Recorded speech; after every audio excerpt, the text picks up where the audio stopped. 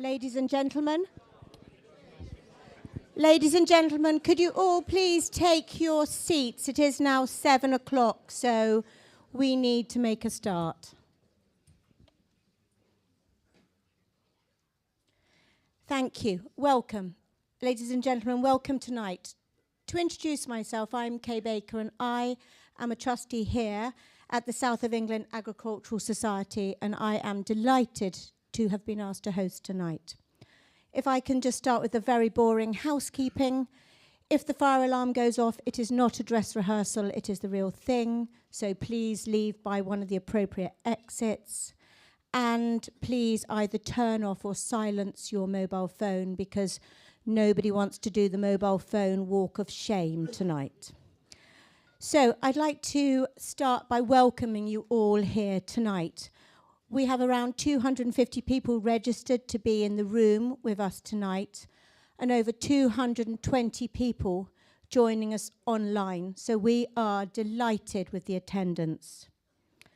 This clearly shows that there is a strong need for those involved in farming and in the rural community to come together, to debate, to listen, but more importantly, actually just to be together with each other on a social basis so that we can chat and exchange views and ideas.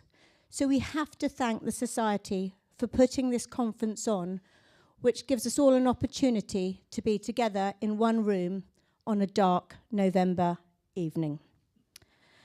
We will be recording this session, and it is being streamed on our YouTube account.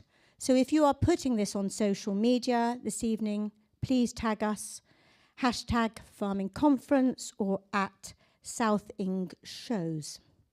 If you are joining us via Zoom, you cannot be seen or heard on the screen, but please type your questions into the Q&A box, and these will be picked up and answered by our panel. So the title of our conference is Adapting with Purpose, Farming in a Changing World. We have three great speakers with us tonight. We have Helen Browning, OBE, who is the Chief Executive at the Soil Association and an aspiring organic farmer. We have John Gregson, UK General Manager at Regenified, and a passionate advocate for regenerative agriculture. And we have Richard Means, who's the Managing Partner at Ceres, a Norfolk farmer advising on farm productivity. And as in the past, the discussion is going to be expertly led by Charlotte Smith, broadcaster and presenter of BBC's Radio 4's Farming Today. We could not put this event on without our sponsors, which include our media partner, South East Farmer, Complete Land Management, Lloyds Bank, the NFU and the NFU Mutual, solicitors Mayo Wynne Baxter, and accountants Richard Place Dobson. So may I thank you all for your sponsorship, without which this evening could not go ahead.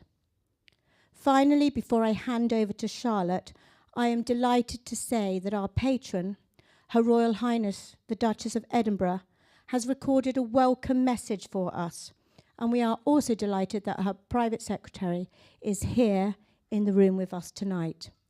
So thank you, enjoy. Please ask questions of our panel at the end of the discussion, and I'm going to hand you over to the Duchess of Edinburgh.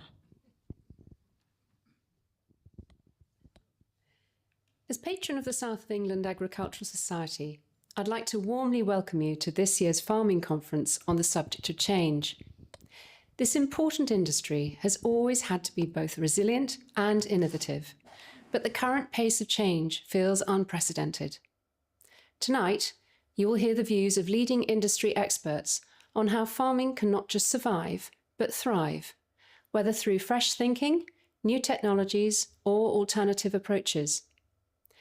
As well as creating a space for reflection, debate, and shared learning, I'm grateful to the Society for also providing an opportunity for you to come together in person or online as one community to find ways of creating a positive collective future. I hope you find this evening informative and energising. I've not had to follow a duchess before. You are a Duchess. If only. Well, good evening, everybody, and thank you very much for joining us. As you will see, I have dusted off the clipboard of self-importance, and so, Duchess notwithstanding, I'm in charge. Although anyone who knows anything about this conference will know that actually Wiz is in charge. Now, we have a very apt title for today's discussions, Adapting with Purpose, Farming in a Changing World. The challenges, I think, both short and longer term, are pretty obvious. Taxes, climate, labour, consumer tastes. But I suspect, as our panel will demonstrate, the adaptations are a little bit harder to nail down. Each of our panellists is going to speak, then we'll have a little bit of a discussion here, and then we will open it over to you. And we really, really do want to hear from you. We really, really don't want you to make a speech. In the nicest way. What we would like is questions which are polite, to the point, and short. Because that way we'll be able to hear from as many people as possible, have a really good discussion, and get to the bar before it closes. Which has to be a perfect night. If you are asking a question, if you're here in the room, it couldn't be easier. You simply wave your hand in the air. When a microphone comes to you, and please do wait for the microphone, because otherwise here in the hall we won't quite hear you and the people watching online won't have a clue what's going on. Once you have the microphone, if you could stand up and tell us who you are, and if you're representing an organisation, then tell us about them too. If you are watching at home online, then just type your question into the Q&A box and it'll be ferried over to me here and we can read it out. Right, shall we get on with it? Let's hear from our first speaker this evening, Helen Browning. She's an organic farmer, a tenant farmer in Wiltshire.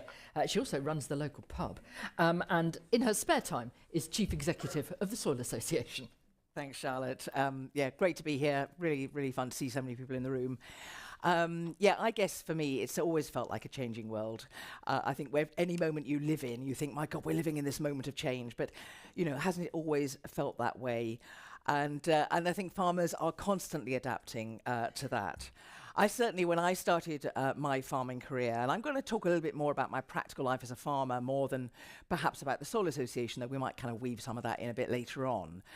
I guess in the 80s when I started to farm, I was very lucky to be given the opportunity to take over the tenancy of Church Farm, where I still farm near Swindon, in my 20s. I thought, right, you know, there are some big challenges coming down the road. I was really worried about some of the environmental stuff, the way the hedges were being ripped out or had been ripped out on our farm, some of the wildlife disappearing, the grey partridge had gone. I was also, when I did my degree in agricultural technology, taken to these kind of state-of-the-art pig and poultry units and thought, if this is the future, I want no part of it. So there was a big animal welfare thing for me. I could see, you know, the Milk Marketing Board was just being broken up. I felt most of our products, I had no idea where they were ending up. And I didn't believe that we would continue to get support through the CAP for much longer, how naive I was, and that we needed as farmers to secure our own future by connecting with consumers more directly, actually taking control of our businesses and the marketing of our products and adding value to those. So that was what I was all about. And I was also really interested in learning. You know, when I came back to the farm in my 20s, I was just being sold to all the time. There were just reams of salespeople queuing up at the door to try and sell me the latest pesticide or the latest fertilizer and how much yield increase it was going to get me and all the rest of it. And I just thought, oh, go away. I think I want to see what I can do without using all these inputs. So my, you know, there are many, many roads to Rome, many roads to adaptation. But the road I chose back in the mid-80s was the organic one. And I didn't go into that thinking, this is the way, the true light. I went into it thinking, this is something really interesting to explore, to see what I can produce using the resources I have on my farm primarily, rather than all the things that people are trying to sell to me.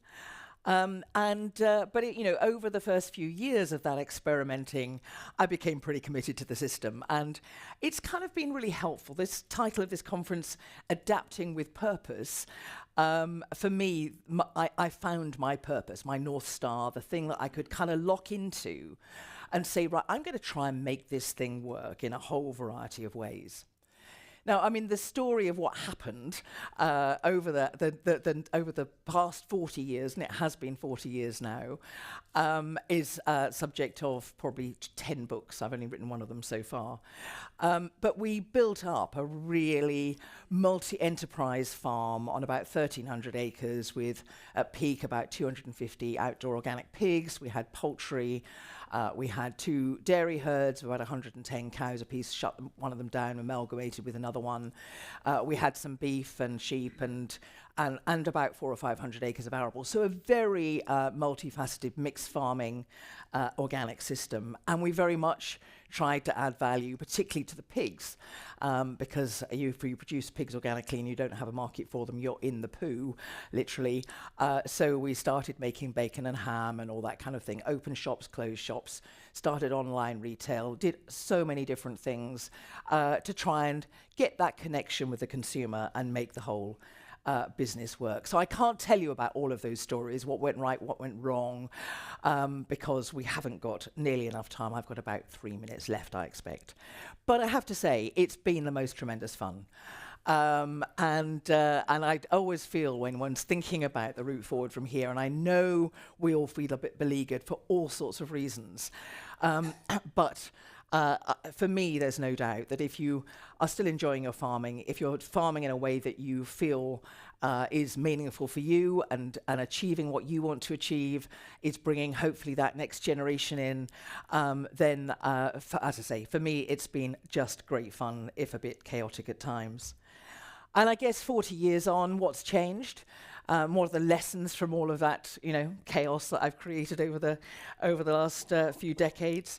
I guess, many of the same challenges still prevail. I think there's still an opportunity for us to cooperate more, to join up through the supply chain better, to market better, to do better environmentally. And I guess one of the wonderful things is that so many farmers now are starting to talk about becoming regenerative and starting to understand that nature can be their friend, actually, in helping to reduce their costs of production, rather than being something that you just do on the side. I'd always been interested in the human health angle, and that's really strong now. I think so much stronger, such a big opportunity for agriculture to show how what we do on the farm ultimately will relate to the big challenge for society, which is human health and the dietary cost of the cost of the NHS of dietary problems. And of course, climate change.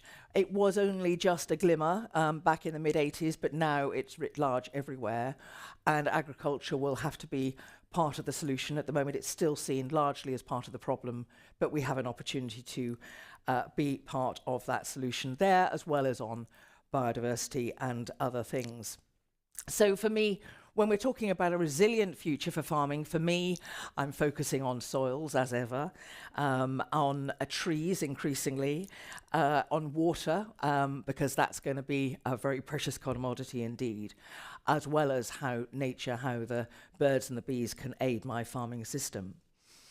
And in terms of business strategy, I guess, I'm now in the middle of another huge change. I ran my farming business in this kind of way with all these enterprises, took on the village pub, as Charlotte mentioned, a hotel there as well now, lots of products and markets and lots of farm enterprises. Now, my daughter and her husband are now largely in charge of the farming business, and they have a completely different a business strategy. And their approach is much more about, why don't we do one thing well, rather than lots of things maybe, hopefully reasonably well, but not well enough. And their model is a much more straightforward farming model. They've gone, they love cows, so we are now milking a lot of cows on a once-a-day system. Very much grass-based, virtually no feed. I was really skeptical about the system, but I'm really starting to see it work. So they have developed an equally valid farming model that works for them, and still committed to most of the things that I like, but very much doing it in a very different way. I don't have nearly so many pigs now. And I think it's been interesting in terms of working through that whole succession process with Sophie and Di, to think about, because that's kind of a tricky time. I don't know whether we're going to get into some of this tonight, but actually that next generation thing is so important. I'm seeing far too many bright and brilliant youngsters leaving the farm, seeing their parents working their socks off all their life to not much avail. And in trying to find the way through that, where I was still feeling I want to be quite actively involved still, but it's got to be their turn. We really did go back to basics and think about our purpose again, just coming back to that purpose thing. As a family, what were our values and what was going to decide the business strategy that we chose? And we came back to soils, to animal welfare, and to fun. As our three sort of things that we wanted to achieve together through our farming business. And so we're doing lots and lots of work that I would love to have done 30 or 40 years ago on composting better, using compost extracts, actually moving into a much more no-till arable systems, that kind of thing. And my daughter's also a vet, so the animal welfare thing is really well covered, and I'm just thrilled the way the animals have responded to this system. And I'm focusing on the other thing that I think is so important here, which is trees. And I think farmers often see trees as a bit of the enemy, but for me they are going to be an increasingly important part of our resilience strategy. So I've got very into agroforestry over the last 10 years, since I've had a little bit of land that I actually own now, where I can do these things, because landlords don't normally like you planting trees all over their fields, and are getting very into particularly fruits, things like sea buckthorn, and also looking at how one does timber in agroforestry systems. And thinking about diversifying, that gives us a whole route to new product development, which is something we're right in the middle of too. So, different times, different approaches, lots of roads to roam. I think for me, just coming back to the theme of the event, purpose really helps us as individuals lock into an approach that we think is going to give us satisfaction in our farming careers, even if it's not going to make us rich. So I don't think there are any kind of cookie-cutter answers to that, the title of the conference today. But I hope these opening remarks at least resonate a little bit with somebody and help us get into some debate in a moment. Thank you.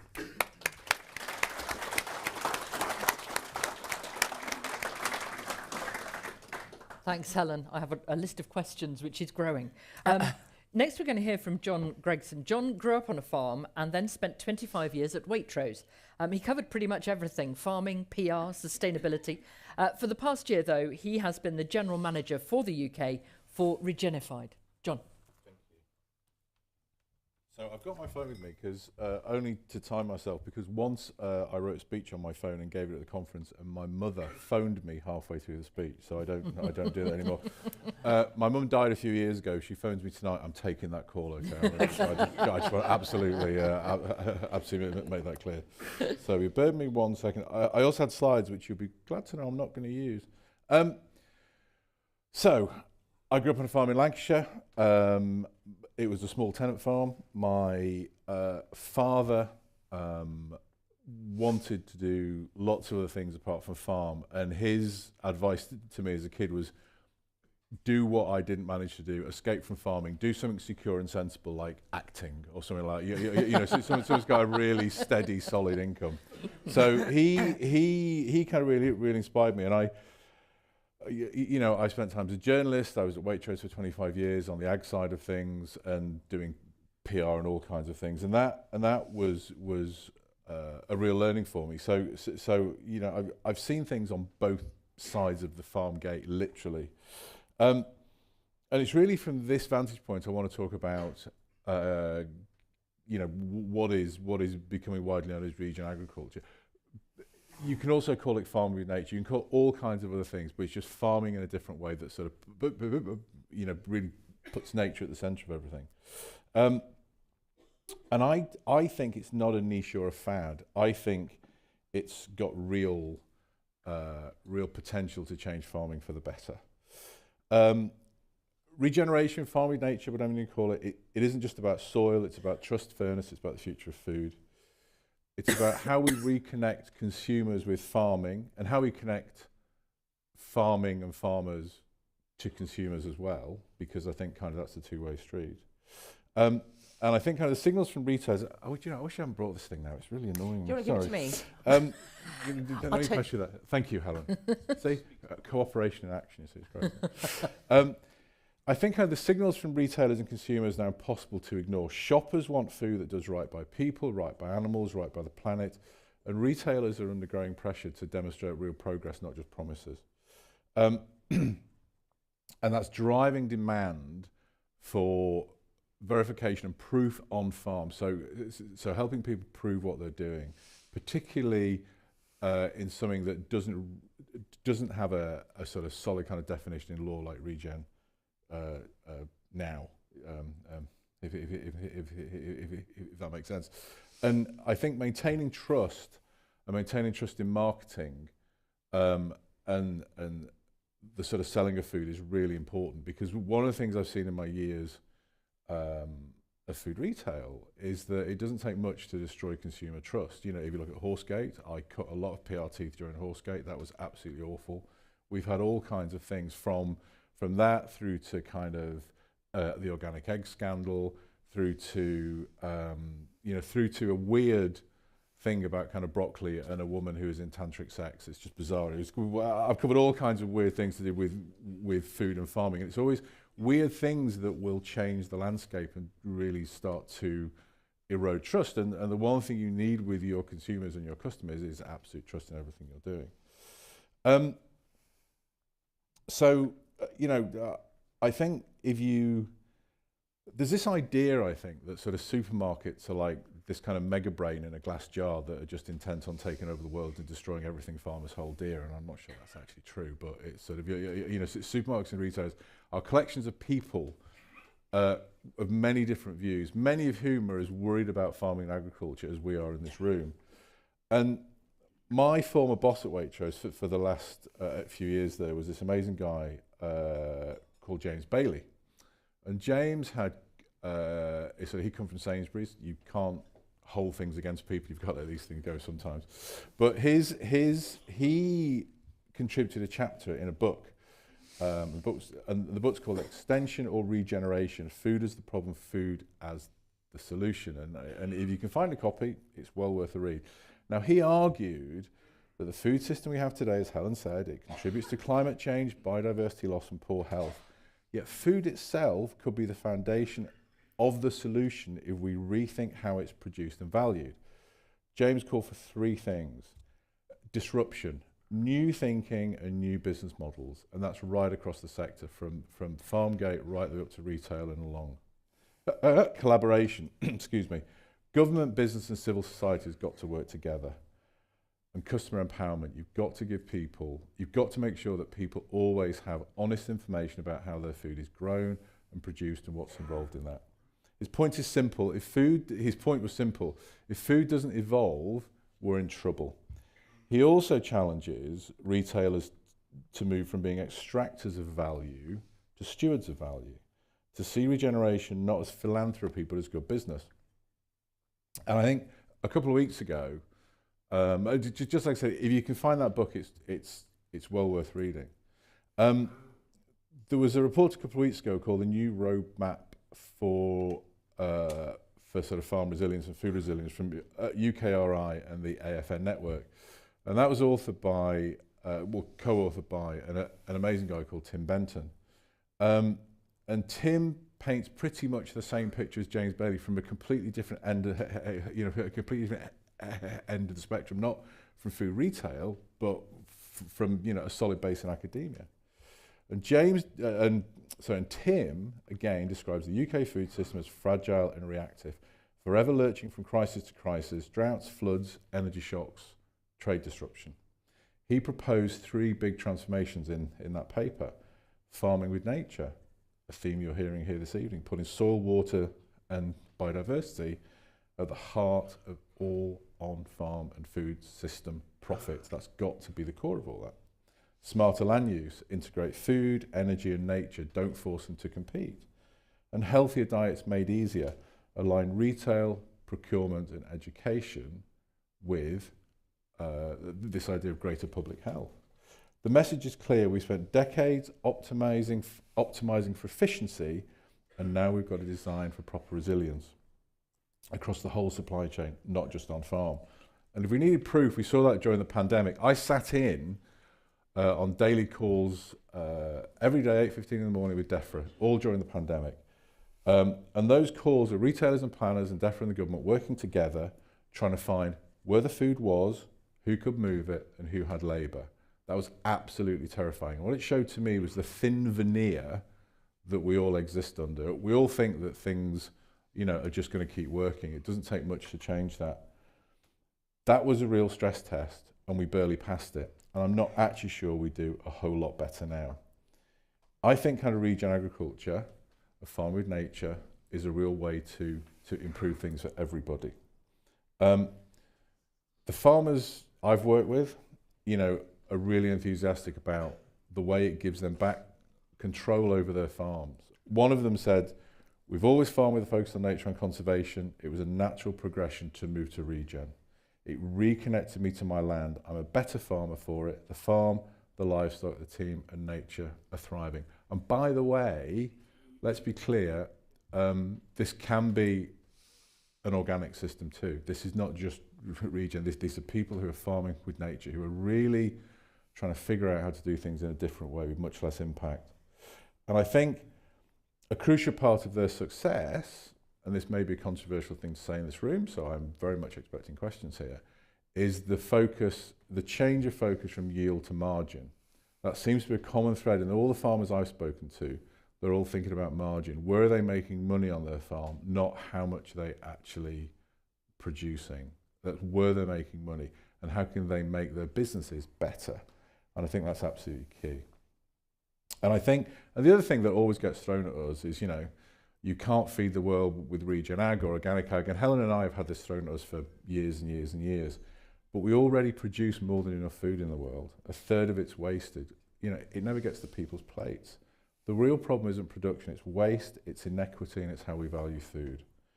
And regen farming, farm with nature, strengthens food security, it keeps soils fertile, it reduces all the dependency on inputs, and it helps create shorter, more resilient supply chains that waste less. We don't need to produce more, we need to waste less and instead value more the food we have. And cost is another common thing. People say, oh yeah, food will cost more. But if you look at, but you know, if we're honest about it, if we keep degrading soil, if we keep overusing inputs and squandering energy and fertilizer, food prices are going to rise anyway. What costs will we face if we don't act?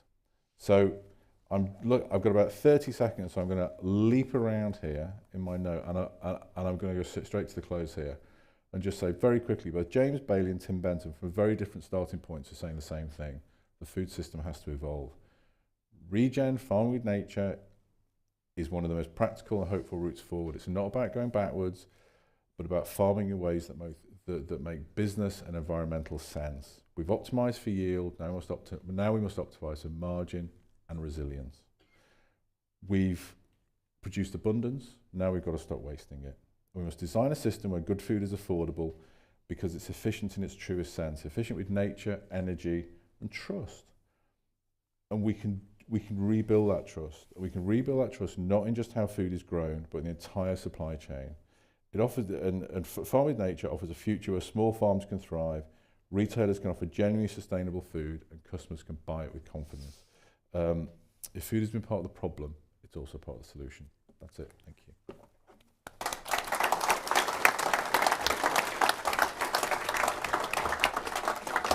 Sorry. Right, let's hear from Richard. Richard is a farmer as well in Norfolk.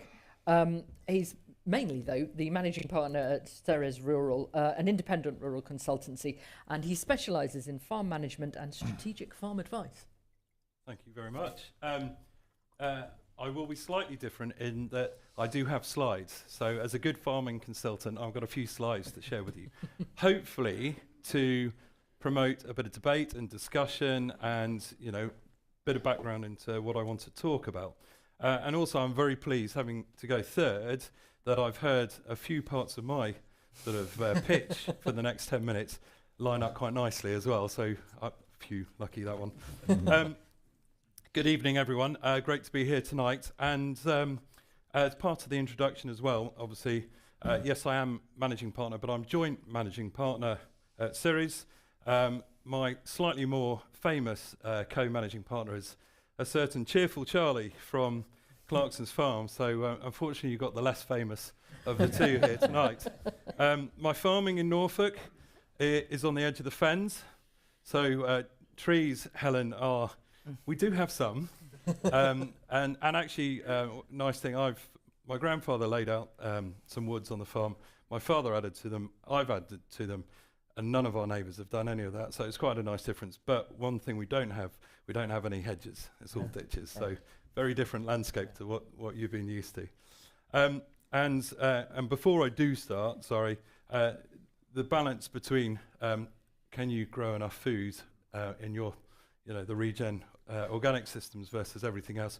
Well, there's one thing that's helping balance that equation, and Manjaro is having quite a big effect, and I don't think, it's not in my talk, but I don't think we realise how much of an impact on food that we produce.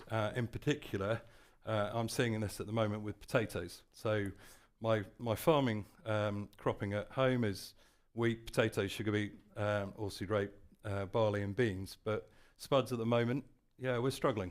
It's not a good year this year. Right, let me crack on. I just want to plug the business quickly, Ceres Group, and very briefly. As you can see on the slide here, when we started back in 2021, so we're just over 4 years old, myself, 7 others set up the business. And this was really in recognition of sort of the demand for high quality independent advice. And we were confident that there was a place, hopefully, in the industry for us to do that as a new option, being slightly a disruptor, but also where we could make a positive difference. And as you can see, we've grown the business, got many different parts to it, including 12 months ago, we set up a research entity, which is a totally sort of standalone entity that we wanted to do is right from the word go when we finally did it last year.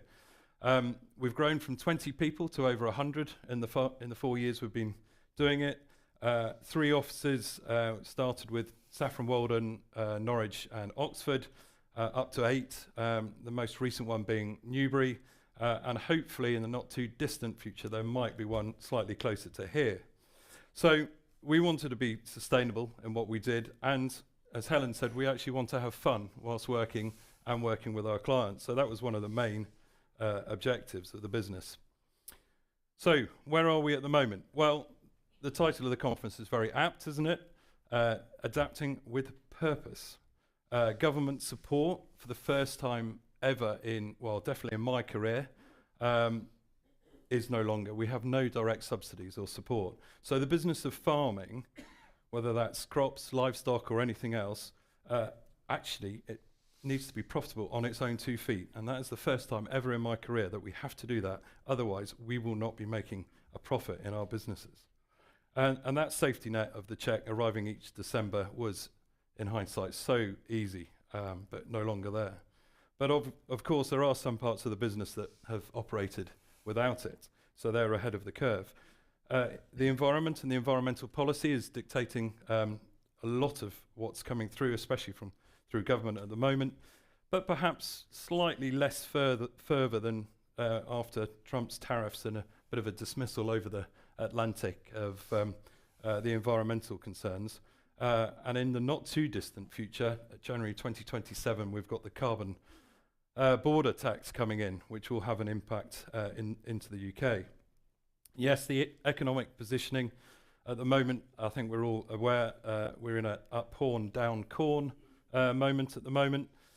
And the big difference, I think, is the amplified volatility that we are seeing. The good times are definitely higher harvest 2022 for us with, you know, very, very high prices, but I think we'll see some very low lows as well. So when the times are good, we need to make everything right so we have a solid base and platform to be able to survive when they become tougher. And lastly, IHT changes. Yes, we've heard a lot about it. I won't dwell on it because we've read and seen so much on it within the last 12 months or so, and it will create reform in the industry. That is without doubt. A little part of this is definitely positive, such as earlier and better succession planning on our farms and businesses. But unfortunately, there are going to be times and situations where a death at the wrong time could be, you know, very catastrophic. But either way, this will cost the industry more at a time probably when we can least afford it. So, moving on, and this is quite a nice link to what the previous speakers have been saying. The theme is obviously adapting with purpose, and to get to the point, when I started my career in farming and farm consultancy, I was always told that yield is king. I can remember those days from university, and which seemed a pretty reasonable place to start at the time.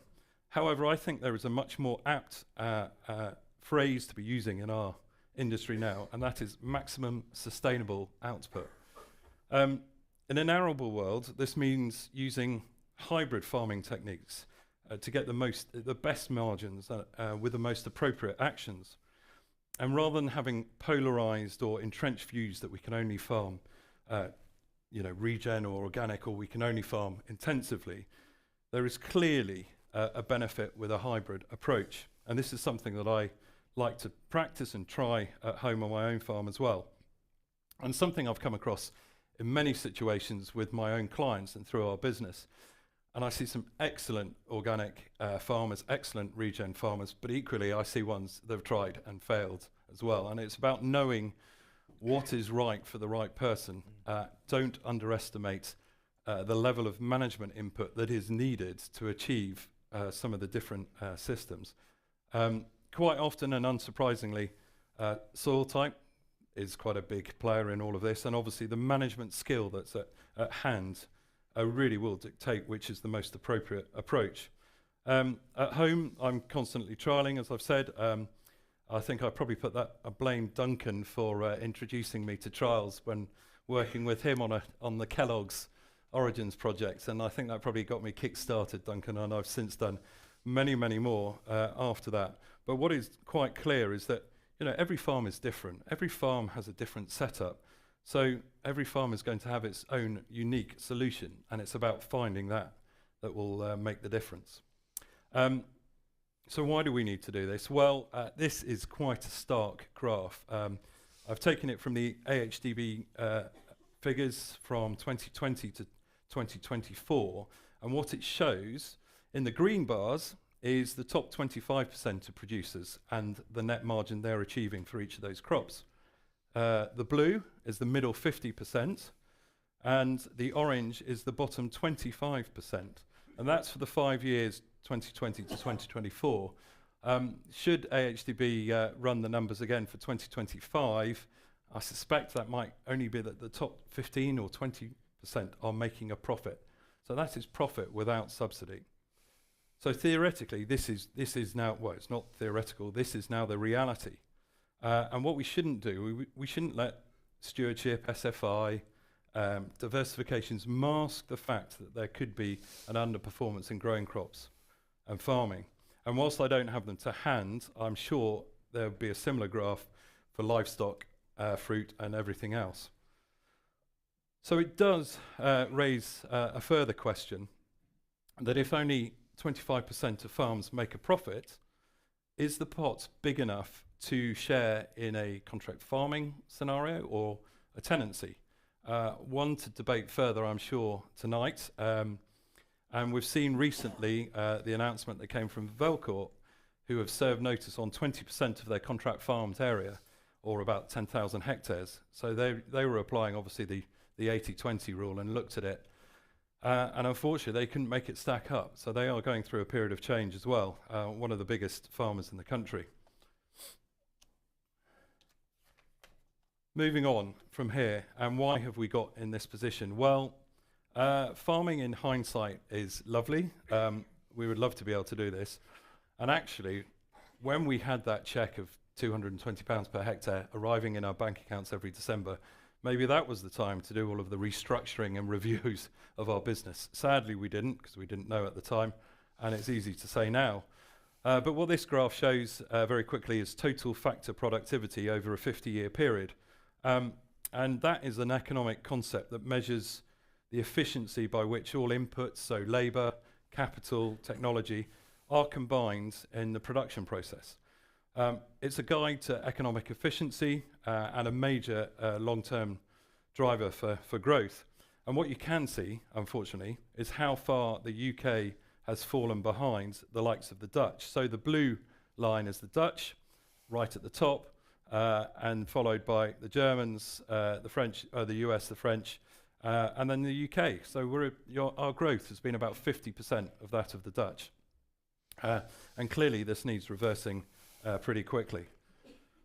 So what can we pivot into very quickly to help? Well, one of the things that you probably all are aware of is that there's beginning to see an amount of private money coming in for environmental actions that we can do on farm. And this private money comes through a myriad of different sources. These are just a few I've selected that we've come across and we work with. But what is evident is that these options and opportunities can be found in the marketplace, but you have to work a lot harder than we used to do to get the old BPS check. So it doesn't replace subsidies, but what it does do is augment and enhance those net margins and enhance our goal of trying to achieve maximum sustainable output for our farm businesses. And this is available to all of us, no matter what system of production that we employ on our farms. And then the last one to finish up with are technologies. And this is my final point on these slides, and the need for us to all embrace new technologies. And interestingly, just before we started tonight, I was sent a paper. It was a paper by Dieter Helm in October about farming profitability, and I had a quick read through that. And he was saying in this paper that the transition to digital and the digital revolution that will come through farming will be bigger than going from horse to tractor and for the introduction of bagged fertiliser into the UK, which takes some thinking about, doesn't it, to get your head around it. But we need to be adopting these technologies to get into that top 25% of producers or to catch up ground on the Dutch.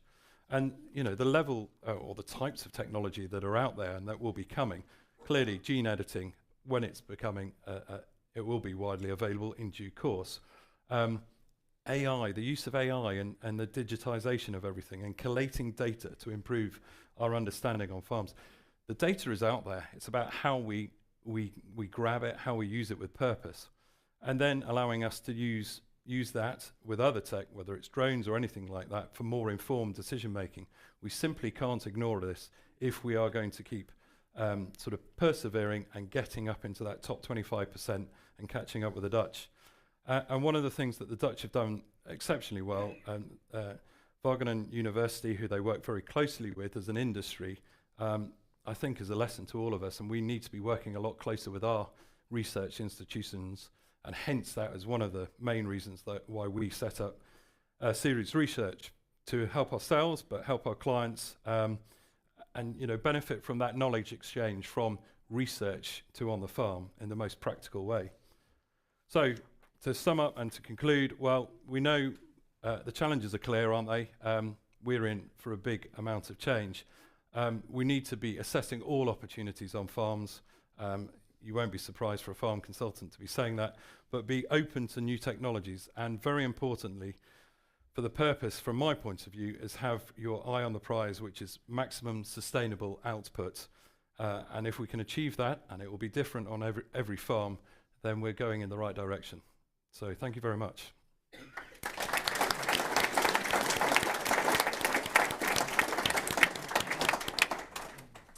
Well, if you're anything like me, ladies and gentlemen, you now have a piece of paper with some doodles and a lot of questions. So I'm going to kick this off just briefly.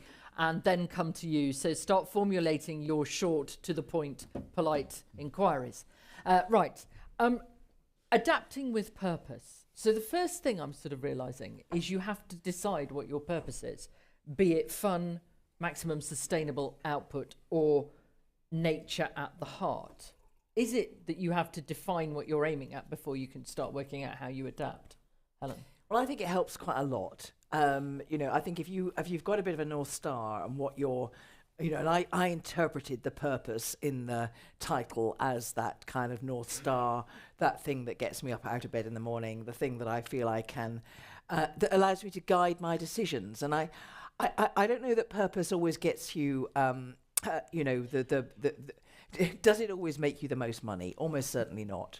But actually, in a world where sometimes it's quite difficult to know what's going to be the best business strategy, doing what you feel is the right thing to do, and that's the way I've kind of approached some of this stuff, maybe helps. And I think it certainly helps in terms of, I mentioned it in terms of succession, and that getting us all onto the same page, as whether it's a team of, within a business or as a family or whatever, that kind of understanding of how are we going to make decisions when there are different roads to Rome, how are we going to choose the road that's right for us.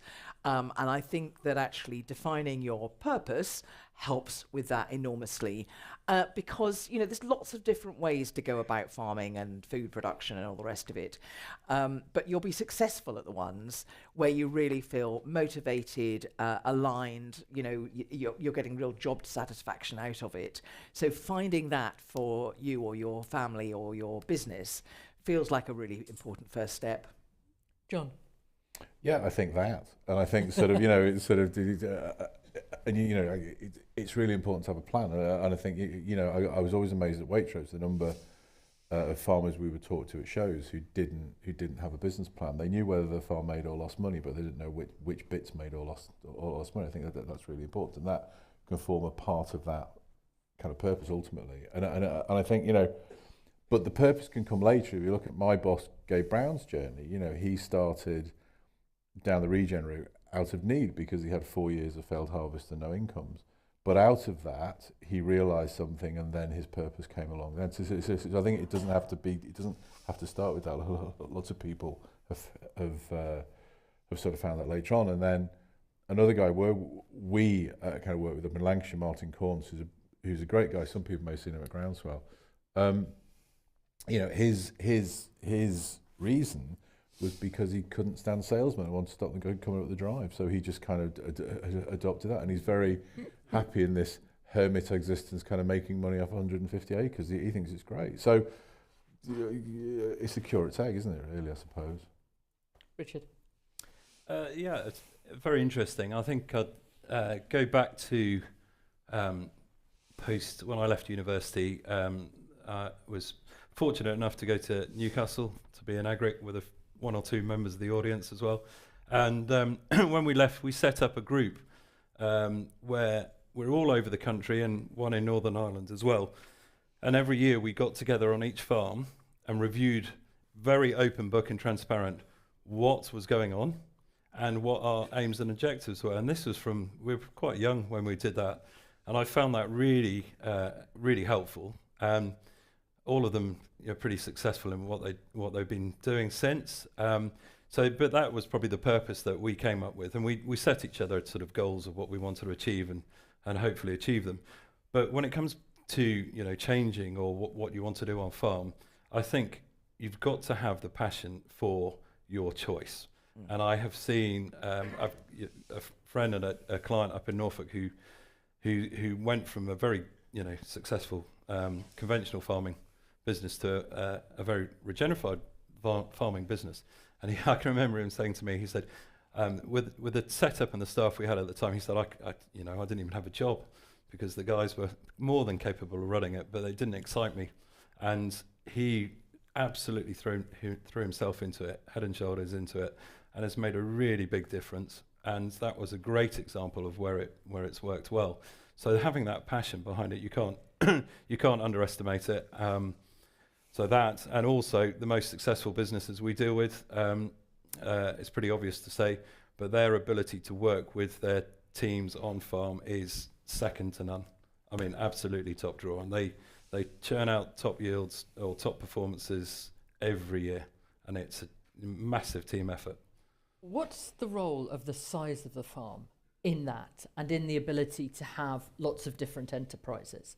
Is this something which people who've got 1,300 acres can do, but a small farm is really going to struggle, if you're honest? I'll start with you. But there's lots of different ways of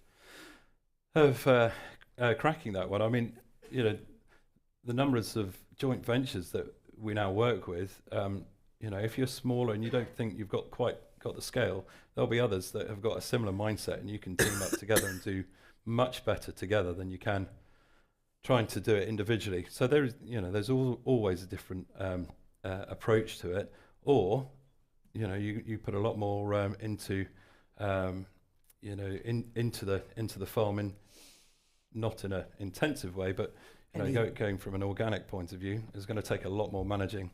And I know John Pawsey does a lot of very good, quite big scale organic farming in my neck of the woods, and does it exceptionally well. So there are various ways of doing it, but yes, you know, you can make it work depending on your size. A bit depends on the enterprise too. I think, you know, if you're trying to do a dairy business on a small holding, it's probably quite hard these days unless you're really adding a lot of value to what you're producing. But actually, small scale, I've seen some really successful small acreages work well if they're really sort of eco-intensive. If they, you know, they might have a great poultry unit and some trees, and you know, you can horticulture, fruit production, poultry work are quite high value on small scale amounts of land. You can stack a lot of enterprises on a bit of land. I think it's more about the management intensity that you deploy. When there are a lot of acres, you tend to want more straightforward enterprises like arable or dairy to manage those acres. Horticulture and agroforestry, that kind of thing. You can do an awful lot of food production on not many acres at all. And if you get it right, there's a real income to be made from it. John? Yeah, I'll just go back to Martin. I can see kind of Tom's down here. He's not a huge acreage either, you know, it's sort of local guy down here.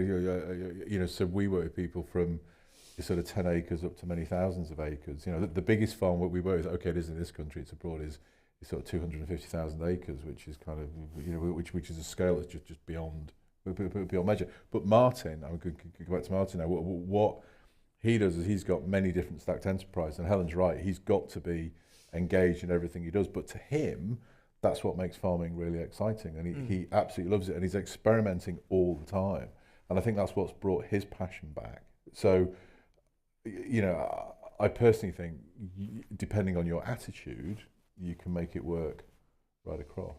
Right, I want to come to the audience. If you can start putting your hands up so we can start getting microphones to you. And if you're online, get typing. While we do that, I'm just going to ask very quickly, what's the role of the supply chain in this, Helen?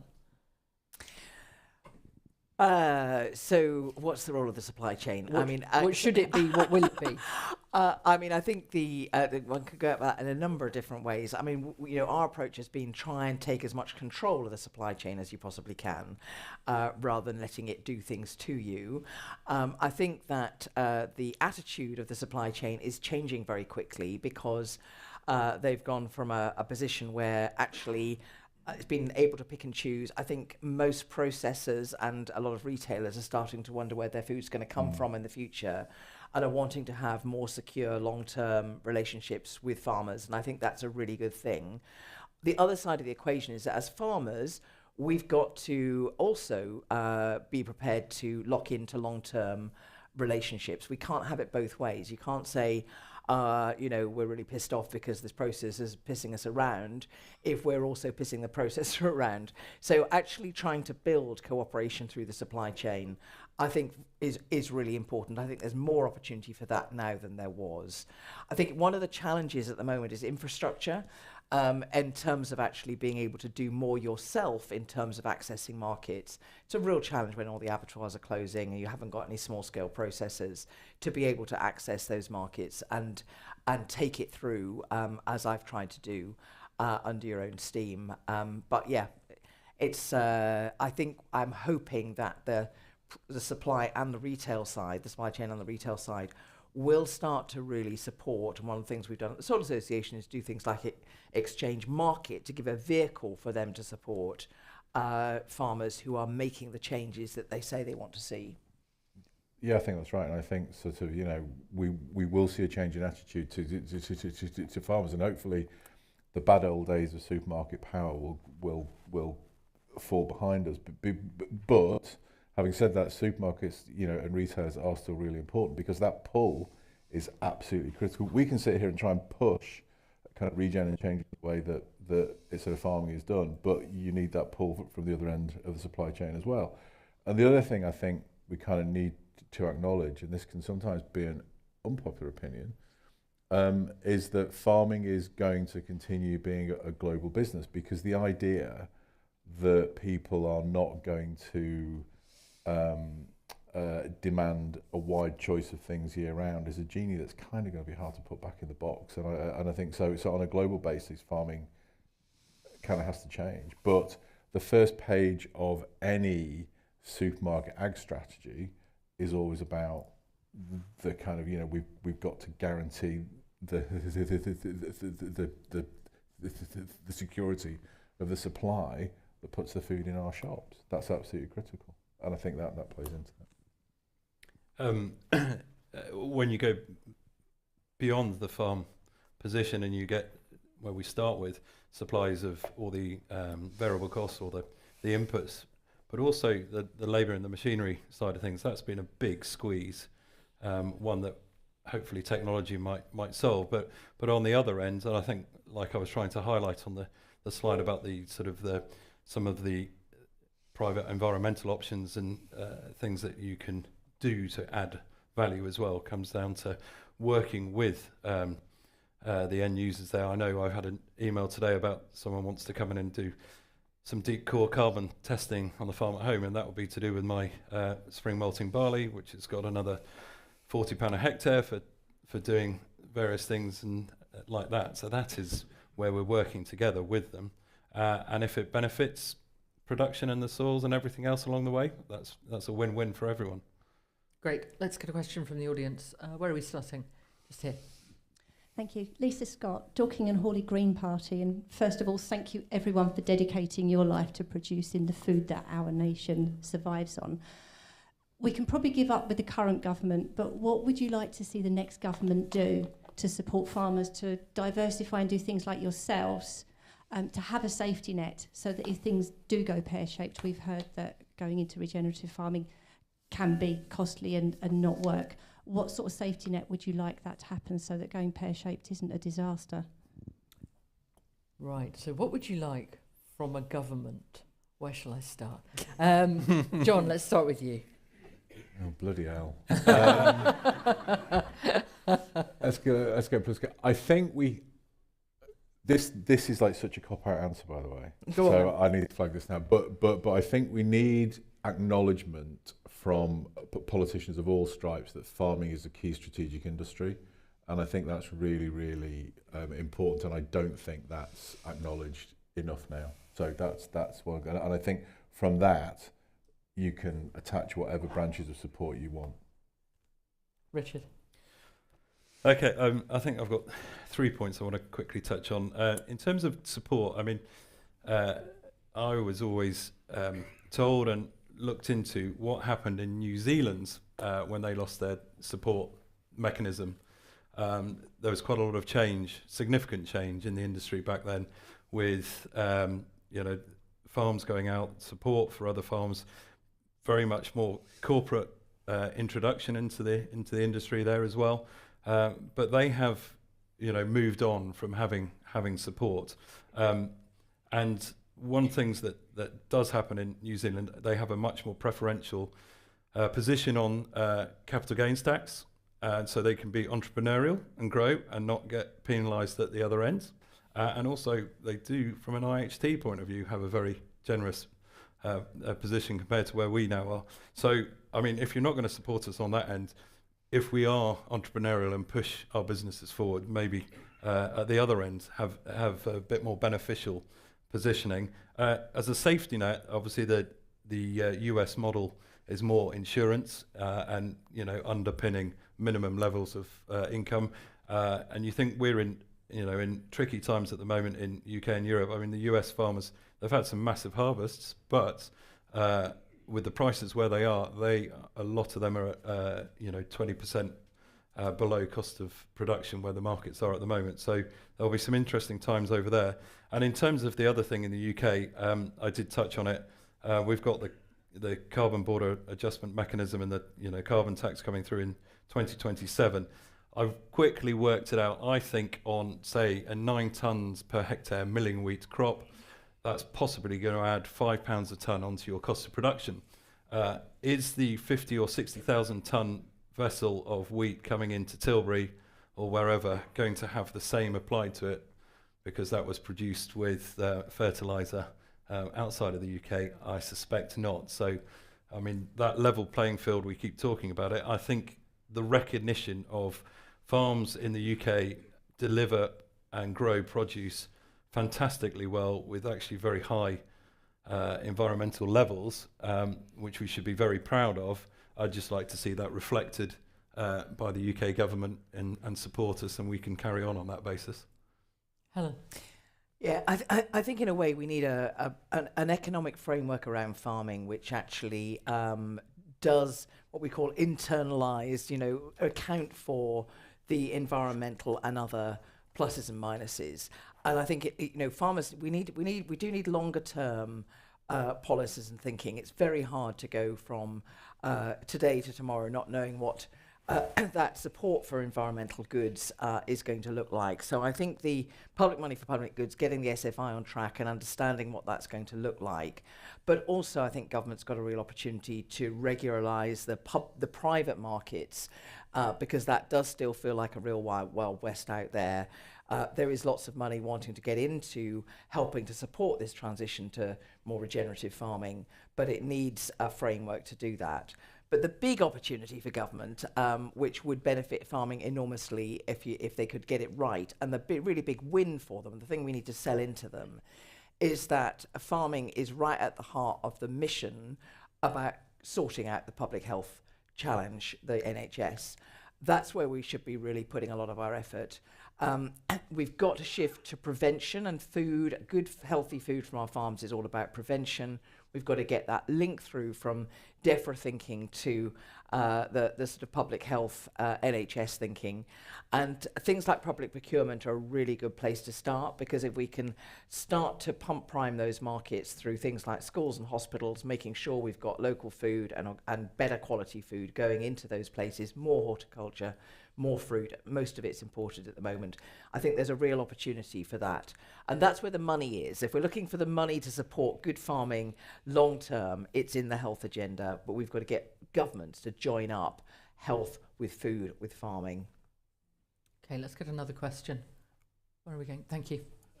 Isaac Van Heerden for AHDB, and thank you for referencing our figures there. Recently, I was lucky enough to be in Rome at the World Food Forum with one of the jobs that I do outside of AHDB, and I was at the launch of the Total Factor Productivity, the latest report, with some very clever people in the room. Interestingly, so their whole report is around some better soil health, and one of the 4 strategies that they say to accelerate total farm productivity growth is around scaling of adoption of proven tools. So to the panel, what do you think is the proven tools for better soil health, and how do we scale that across the industry? Richard. I knew you'd do that. That's an interesting one, isn't it? I mean, the metric of carbon as a measurement of our soil health, or worm counts. I have done that in the past, although I now probably get juniors to help me do that. The soil health is fundamental if we're growing crops and grass, and I think it's not just the carbon in it. I mean, it's the friability. It's the ability of that soil to deliver to the crop and the grass when it needs it the most. And I hate to say this, but my father was actually quite forward thinking. He had our 4 sites on our farm back in 1991, carbon tested, bizarrely, and I, 30 years later, repeated said event. And what surprised me was that he was a very traditional plough, power harrow, combi type farmer. And I was thinking, oh my God, are we going to be in trouble here?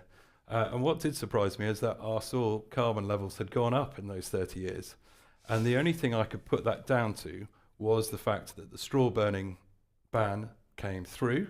And instead of burning it, which I really enjoyed doing as a kid, we were chopping it and incorporating virtually all of it back into the soil, apart from in front of potatoes because of fear of slugs.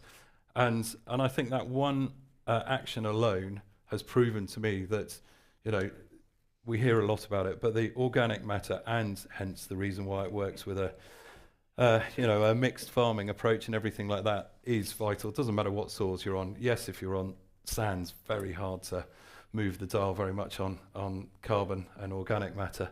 But everywhere else, in particular on clays, that makes the biggest difference that I have ever seen and continue to see on farms all around the area that I work in. Helen? So I think if I was picking 3 things that I would say are proven on soils, one is compaction, relieving compaction. There's still an awful lot of soils that are incredibly compacted. If you don't get the physics of your soil sorted out, then nothing else, the biology is not going to work. And so, you know, we're still using a lot of very heavy kit.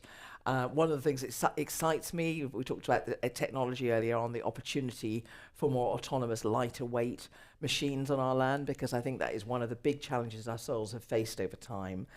The second you mentioned is organic matter, getting enough organic matter back into soils to keep that friability, to keep the microbial life functioning. A lot of soils have become very dead. Earthworm counts are quite useful, a way of kind of, you know, if you've got something like 16 earthworms per spade, yield is improved by something like 30%. There's some really quite, you know, really clear metrics on yield and soil microbiology in earthworms.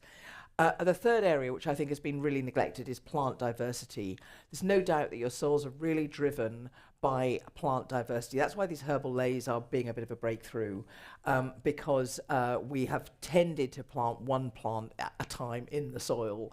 And if you want to really drive soil structure improvements, then that plant diversity and getting that working is really important. There's lots of talk about lower no-till, min-till. That can be helpful, but I don't think it's the holy grail on its own. I would say of the 3 that are proven, I would go for those 3 now. Yeah, I'd agree with you. And I think sort of, you know, last week I was up in, not far from Birmingham, with a farmer called Tom Collier, excuse me, and Tom started farming on pretty marginal land, and he sort of adopted regen, you know, as you say, did lays and cover crops and made sure that you know, he really worked to the proper 6 principles of soil health, and Tom's soil is just now extraordinary.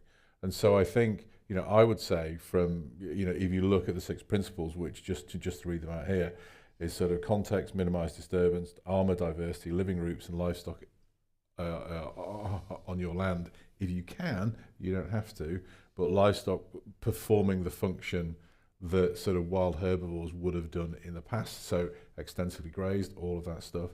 I think if you do that, you will see change, and I think that is my shorthand toolkit. Okay, I'm just going to take one online. It's actually kind of 3 questions moulded together to be one, so I hope the question, Glenn Buckingham and Anonymous, will forgive me. Glenn talks about resilience through diversity, not only in what we grow, but also who grows it.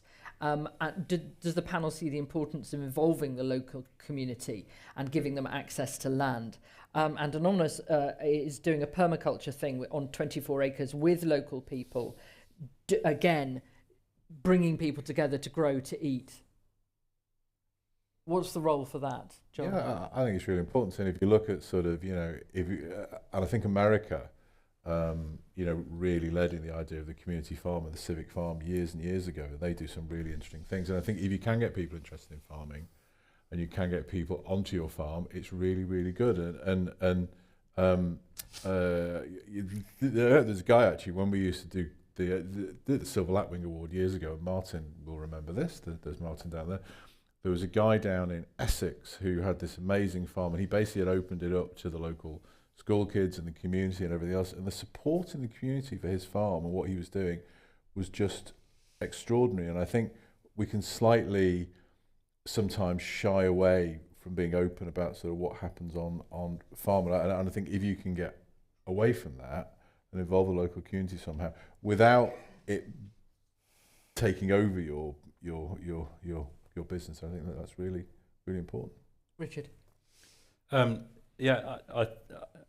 The sticking point is always dealing with people takes quite a lot of time, effort and involvement. People. And we have got, don't worry, we've got clients who the last thing they want to see is more people anywhere near the farm. So you've got quite a polarised view of people on farms, but at the reasonable scale, and yes, that's fantastic for engagement. I think things like Open Farm Sundays have been awesome for sort of engaging with the public, and the people who do that, really put a lot of effort into those ones. The local one near me is run by Michael Sly, and a huge amount of effort goes into that. And the other thing that I've come across as well roundabout is the care farms as well, which are on smaller scales, but they do bring in parts of the community who haven't necessarily experienced agriculture, and that's also quite nice to see. So whether there's more support for that type of thing, just to encourage the interest into agriculture would be great. Yeah, I think it's really interesting at a time when actually I'm seeing a lot of farms where the kids aren't wanting to come back to the farm, and yet I'm seeing a lot of people out there in the world who would love to have a chance to start getting involved in growing, even if it's on a sort of part-time basis. It might not be their full-time job, but actually they want to have access to land and the opportunity to get to start to learn about that. And it's something at the Soil Association we've been trying to help match make some of those opportunities between bigger landowners often who they won't miss 5 acres.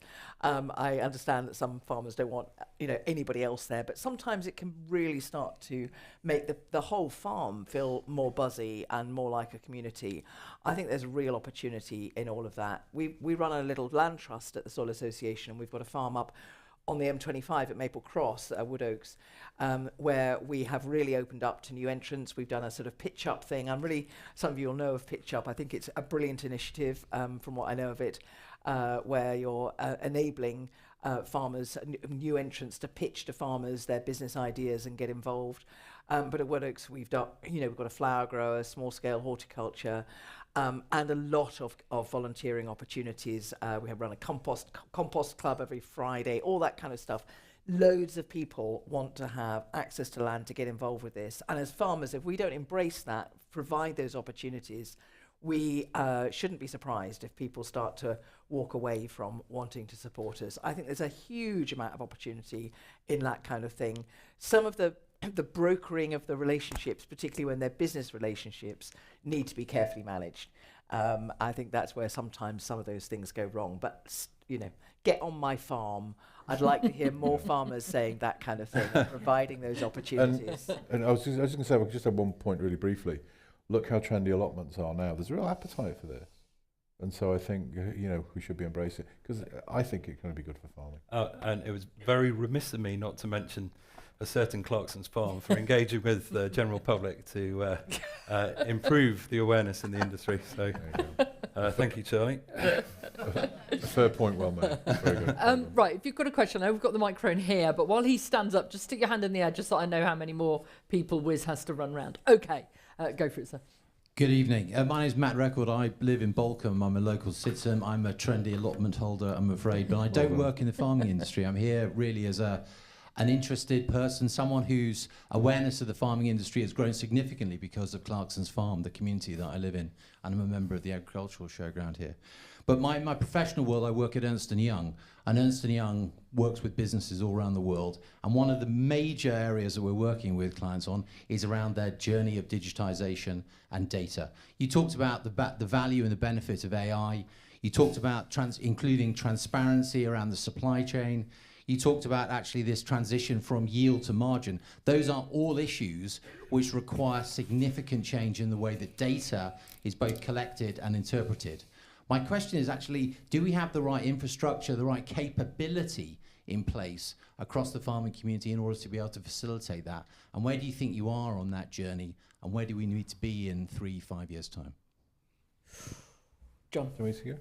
So I'm really lucky and maybe not lucky in that I work with quite a lot of really young trendy tech bros who are all over this, who teach me things that I would not have known otherwise, which is great. And they've all come out of Silicon Valley and they're all really clever and everything else. I'm just an absolute potato. There's no two ways about it. But I think I'm not as gloomy about AI as the capabilities of AI as perhaps a lot of people are, in that I think it can do tremendous things about data analysis, all the on-farm advice stuff, particularly in context. You know, you can see a point in the future where with kind of machine learning, if you throw all of the challenges on your farm into an AI model at some point in the future, it will spit back out exactly what you know. And I think that's really exciting.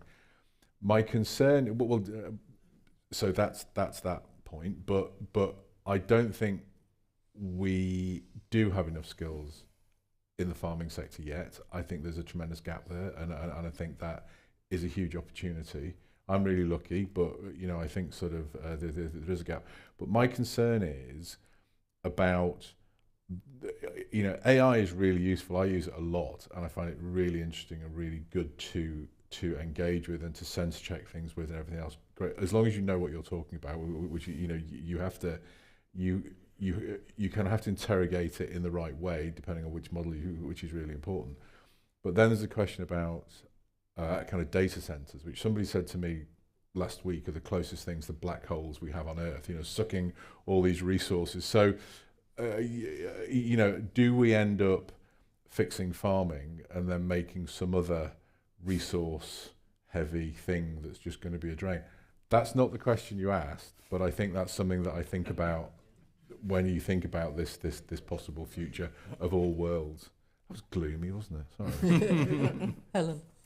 Yeah, I mean, one of the areas we've got involved with very heavily at the Soil Association is about how do we actually pick up better data from farms on the environmental, social and animal welfare front, particularly the environmental front, through something called Soil Association Exchange, because we really recognise that there was a big dearth. There's a lot of financial data. People are picking up financial data well, but actually picking up environmental data in a really rigorous way, and then trying to make sense of it. Because I think as we start to, you know, a lot of information is going to become available. I think we'll get better methods, better technologies of picking up data. But then it's about usable insights and being able to turn that into something that we as practitioners, it helps us make better management decisions. And I think that's the big gap at the moment. I think we're really early doors with this, where we are starting to kind of recognise, yes, we need to really understand what's working well. For me, that's a really exciting thing, that we can start to track soils and, you know, biodiversity in the field and all these kind of things, and then correlate that with the practices and keep learning about, you know, how to do stuff better. But then we need to be able to turn that into good insights. And I think at the moment, as a farmer, we still need some people to help with that. And I think we learn best often from people. So I think there's a bit of both. And that's what we've been trying to do through Exchange, is to have both the data and the people to help you make sense of it, and to, depending on your own context, then think about where do those insights take me in terms of improving my business and the reward I'm going to get for making improvements in these areas. Oh, there's so much to go on.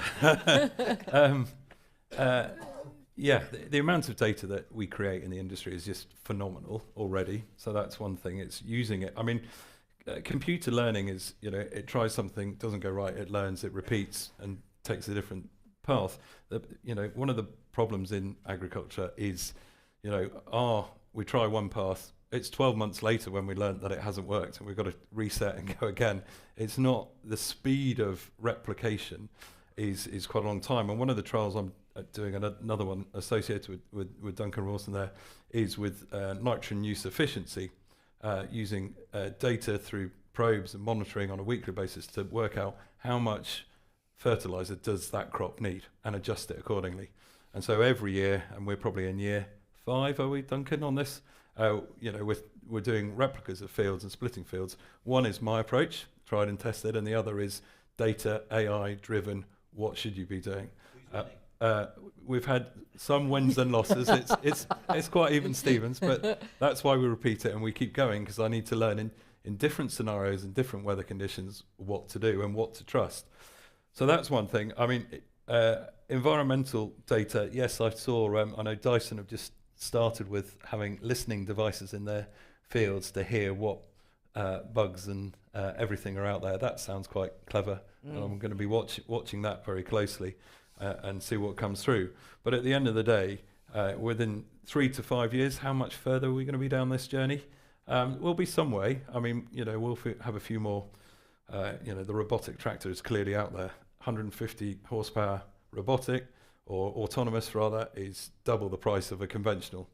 So, when a price point is quite key to adopting some of these technologies as well. But when it does come to data and managing it, the one thing that we don't talk about that does worry me slightly is the amount of water and power that is needed to run all of these data centers that will be popping up all over the place. If I can have one on my farm, I'll be delighted, but the fact we're in the middle of the fens, I don't think that's going to be happening. But that is going to be a proper concern. We talk about water use in agriculture. Water use in general at the moment is going up. So, okay, let's get another question from over here. So that's actually kind of what I was going to ask. Having come from a farming background, and also I've got a bit of a computer science background as well, my big concern with AI is the very negative environmental impact that it has. We know that it has very high energy and water inputs. So my question is really, as kind of custodians of the natural environment, should we really be embracing that as a technology to kind of make us more efficient? Or should we really be shunning it as, we want to look after the environment rather than use more of the natural resources that we have? And who are you? Amelia, sorry. Amelia. Should you actually just walk away, Helen? Well, just one very short, I don't know what the answer is, but I think there's a lot of gratuitous use of AI. I just wonder whether, we're starting to use it instead of Google or whatever, you're starting to use AI to do the simplest things, just because you can't be bothered to do. I'm just thinking about, where do we really need to use AI? And using it on, using it in areas where it will be genuinely helpful, rather than just generating some stupid picture because you want to stick it on your wall. I mean, there's just so many completely useless uses of AI at the moment, aren't there? Yes, you've obviously been looking at my chat GPT feed, all my cockapoo pictures. Anyway, yeah. but Stop it, John. Stop. I'm so sorry. I am single-handedly responsible for the end of the world. But AI is already throughout your house. It's in your fridge. It's in your. It's not in my fridge. No, mine, not or mine. Are you sure? Have you checked that? Sure. Have you checked that third shelf down with those mouldy cucumbers? But we use it all the time. It's in our life. It's integrated in so much of what we do that I'm not sure we can. As attractive as walking away would be, Amelia, it's not going to happen. Can we? I don't know. We can. Anyway, I think another genie is out of another bottle. I think. That's why I always say please and thank you to ChatGPT, because when it takes over the world, I want it to remember who's been polite to it. Always. But doesn't that just use more power? Or is that just something I've read? That actually when you say thank you, it confuses it a bit and it uses more power to work out what's going on. They say don't send emails that say thank you to somebody, because that's every email you send. I can just do no right, can I? I can just do no right. The cold, hard truth is, like any apps we have, will it make my life easier and better? And in our quest to be in the top 25% of producers to survive in the industry, is it going to get me there? And if it does, as a farmer, I will be using it because I can't afford not to. And I think that might be the reality when we get down the line in 5+ years' time. We will be using it because we have to. There is one really quick point. I'll be very, very quick. We do have a tendency, and I don't know where I stand on data. Like I said, I'm very worried about them, but we do have a tendency to think of them as if the status quo is just going to remain, and that tech will continue to be extractive and extremely resource heavy. As it develops and changes, in all likelihood, that may well develop and change too into a system that we can't really envisage right now, but that will be more efficient and better and all of that stuff. That's just a thought. And one thought that has come from that the best thing that AI could ever do for me, and for a lot of us in the room probably, is provide a decent weather forecast that gets it spot on. If it does that, I would be happy. Richard, have you not heard of the Country File 5-day forecast and the Farming Today 7-day forecast? He did say accurate. Fighting talk. Sorry, Charlotte. Oh, God. You're going to regret that remark. Let's take another question. Just Hello, this is probably going to come from the left field a bit. But just tell us who you are. Sorry. My name's Frank, and I'm a chartered security professional, and I focus on rural crime reduction. And thank you for the bit that you did on a couple of weeks ago. That's fantastic. So, question is, when adapting your farm business, how important is it to design in protective security? And I want to give you some considerations. You need to consider data corruption, theft, and ransom, bearing in mind what we just discussed. Operational technology that would alter your HVAC or your mechanical cows on your on-farm power stations or data centres. Online corruption, retail theft for your farm shops, acquisitive crime for your equipment, activism, and with technology and AI will also come different adversarial risks. Are we prepared for those risks? Richard? Probably not on the data and the tech bit. It's barely, it has crossed our mind. We have a sort of a paper at work from a series point of view, but on farm, God no, I don't have anything like that at all. My security on farm is the gates, the cameras, the alarms and things like that. Nothing to do with data. We're probably way behind the curve. And we did, unfortunately, we had all of our governance equipment nicked a few years ago, and which is very boring and annoying, but it did allow us to actually upgrade to everything's now RTK rather than the guidance we had before. But from, rural crime, I haven't really thought about that, but it could be a problem. What impact would it have? I don't know. You might have to, if you haven't got the satellite to steer the tractor, you might have to go back to the old school way of aiming for the tree, or in my case, we don't, the edge of the dike in the corner of the field. But yes, I haven't really comprehended how much of an impact that would have on our business in my situation. John? Sorry, Alan. Sorry. I was going to say, I think as farmers, you've got to treat it like any other kind of business does. And if you're working with sort of corporates now, you will have a kind of a risk gateway you've got to go through, and you've got to have policies on all of that stuff, and you've got to know where you are. And I think that's going to become an increasing reality as systems get more complex. And I think, from the practical on farm stuff, it's kind of red sky at night, the barn's on fire, which we had at home from that basic vandalism. It's getting, the world is much more complex, and lots of other businesses are struggling with the same thing. And I think farming can learn from what lots of other enterprises have had to go through. But it's a very serious and important question, and I think increasingly it's going to be more at the front of people's minds. Yeah, I think one of the benefits of running a relatively low-tech business that I described my daughter and son-in-law are now running is that there's nothing much to go wrong. That's part of their whole premise, is we don't want all the singing, dancing things, electronic everything, because it can go wrong, and we don't like trying to put these things right. We don't want to start a tractor if we don't have to.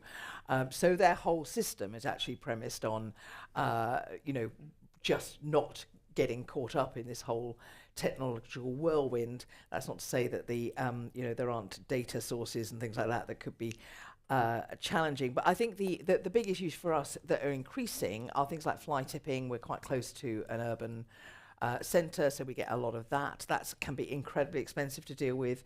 A lot of the day-to-day theft, and having to just think about always, blocking the farmyards up at night and all that kind of stuff. So it's just it's still that everyday stuff that's really bugging us as farmers. We had somebody come in and steal 3 times in one fortnight the water heater in our calf shed.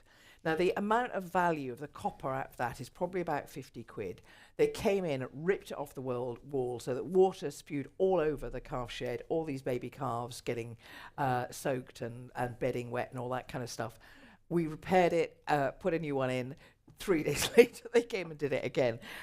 So that kind of stuff. And hair coursing is the other one. Really, really unpleasant levels of hair coursing, getting increasingly violent, trying to look at how do we block bridleways in a way that stops vehicles, having to think about every gateway in terms of, that's the stuff that's really driving us up the wall. So if you can solve those problems for us, that would be brilliant. Thank you. Talk to each other after. Yeah. You've done your pitch now. Question over here. Hello, my name's Tom Morphew from Full Circle Farms in the Garden Army. We are regeneratively certified now. We're just up the road here. Just to answer a few of the questions that have been asked, we're integrating AI technology into our composting systems, which is because we understand that the corporates we work for really want that data, which also means they want to pay for it as well. So it's another really good income for our farming system, is that we have all the data that those big corporates want to splash all over their headlines and talk about. So it's a really actually important thing, and AI is helping us get all that together. We also run a care farm called the Garden Army. So it's really important for us to actually engage the next generation and a whole society of people into how we farm. We are completely chemical free on our farm. We don't use any chemicals or artificial fertilisers. People are really, really interested in that and really want to come and engage with how we're farming and learn about how we're farming. We have got queues of young people who want to be our next apprentices on the farm. My question is do you think other farmers and landowners are scared to change from the norm of what they normally do? Do you think there's now an appetite of what's going on and the big changes in farming and the risk financially? Are they now willing to look at renting and to people like me who want to move on to a bigger farm? Is there more interest and appetite in the general kind of landowners and big farms out there who want to engage us in a different way of farming? John. Thanks, Tom. Yes, I think so, but I think it's a mixed picture. You know, it's sort of, there are those who are enthusiastic, who are willing to change, who can see the benefits, and those who aren't. And you know, so it's very hard to sort of say, you know, yes or no, absolutely. But I think what is really interesting is that we found that sort of the farmers we work with, they kind of talk to each other more. You know, regen farmers tend to talk to each other and kind of, you know, explore what they're doing, and I think that helps. And we have lots of sort of WhatsApp calls and various things with kind of farmer groups who want to share knowledge and exchange ideas, and that kind of lights a fire under the people. And I think that's really exciting. It's kind of a community dynamic, and I think that's great. And by the way, these are farmers of all scales in all parts of the world, and that is really exciting. And I know, you know, it's not perhaps going to help you kind of rent kind of more land here if we're talking to somebody in Ghana, but it's sort of, you know, more and more people will be drawn into that ecosystem, I think. Helen. And are being drawn in. Yeah, I thought there were two questions in there. One was about adoption of technologies and are farmers going to change? And I think that actually farmers fall into lots of different groups. There's some, a bit like I did in my early days, who kind of go out there first and do stuff. That's not always perhaps the sensible place to be. I think possibly working out, letting a few people try it and learn lessons and being the early adopter of something may be a better position. And farmers, I think, are quite risk averse on the whole, but we fall into very different categories. So I think you'll find some people really gung-ho for this stuff, and some people will wait to make sure it's proven before they jump. The second part of your question seemed to be about our landowners letting land to entrepreneurial new entrants who want to scale up.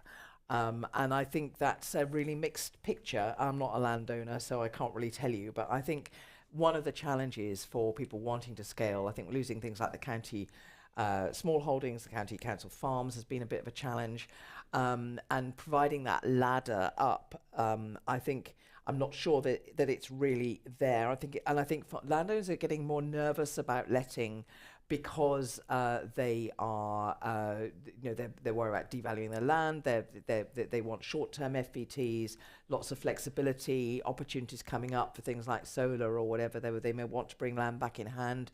So I think we're seeing shorter lets, and I think we really need to think hard about how do we create that ladder of opportunity for new entrants. Richard? Are landowners and farmers scared to change? I mean, you'd nearly sort of flip the question a bit and say, can you afford not to? At this moment in time, you haven't got that subsidy check coming in every December. Could you afford not to? Would be my first point on it. I think, the rents, landlords, we get to see all different types of landlords. Some are very traditional, some are very supportive for maybe younger generations, and people are a bit more entrepreneurial as well, which is great to see. And I think, I know there was the Rock report on tenancies and maybe how we could change things in the UK, which does need to happen to make it more attractive for tenancies to be made available a bit more widely. And I know one example in a near neighbour in Ireland, they have a system where you get quite decent income tax reliefs up to certain levels, and then it tapers off from having tenancies. So things like that could encourage a few more units to be made available for people who are willing to take that leap and change. And if there is one thing I have learned is that in the professional career, I've seen how tenant farmers, have to have been really good at being entrepreneurial and adapting to change. Otherwise, they wouldn't survive. And they tend, I get wrong, but mind you, I'm an owner occupier, so I can probably get away with saying this. They tend to be a little bit more ahead of the game than us as the owner occupiers, who have that comfort net of having the security and the land value and things like that. Okay, let's get another question. Have we got one? Stick your hands in the air so we know where we're going. So, Wiz, why don't you go? There's one here, and then, oh, brilliant, yeah, and then one here after that. Okay. Hello, Caroline Harriott, farmer, lucky enough on the South Downs, a little bit farmer-owned, but quite a lot of tenanted. And we are traditional mixed rotation farmers. Everything we grow, we feed back to our animals. I think it's great what everyone is doing here, but I also know, having supplied Waitrose, our family farm, for 25 years, how concerned they are about filling their shelves with food from this country. So we can help support the care farms. We employ 6 apprentices and students on our farm. But there needs to be enough of us producing enough food to fill those shelves, as well as starting from the ground up as well. And the one thing that concerns me is, I think, I'm not a computer person in any way, shape or form, but I do think that we need a baseline of what we've got. I'm fed up of being told we've got a depleted countryside in nature. A lot of us are we're fortunate enough to be one of 30 farmers on the Arran to Ada cluster group of farmers, and we're doing an awful lot of food production, but looking after the environment. And it would be really good to have a baseline with AI of what we've got, so we know where we need to go to, because some of us are already doing an awful lot. And I just wonder how you feel about that. Yeah, I mean, the need for that baseline was one of the reasons we started Soil Association Exchange, to kind of agree with a whole bunch of other people, including the corporates, what the metrics need to look like, what the methodologies of collecting that data. Because actually, I don't think you can do it all through AI or satellite mapping or whatever. There has to be still some ground truthing in terms of soil cores and biodiversity counts and all those kind of things. You can't do all this stuff remotely or just through a modelling. But I think it's absolutely vital, because everybody's using data from ages ago.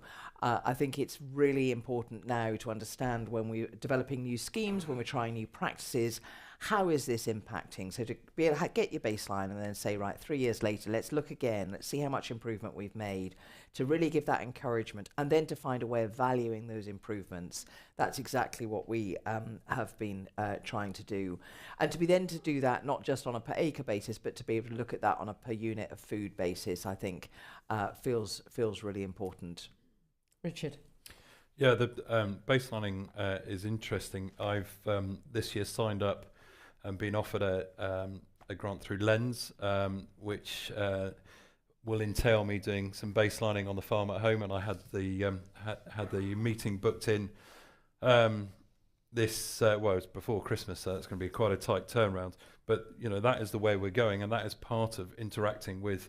I will get paid because I'll get some private money coming in, but that baseline will happen, and that's the quid pro quo. And interestingly, I've seen in quite a few of clients that have been involved in landscape recovery projects as well.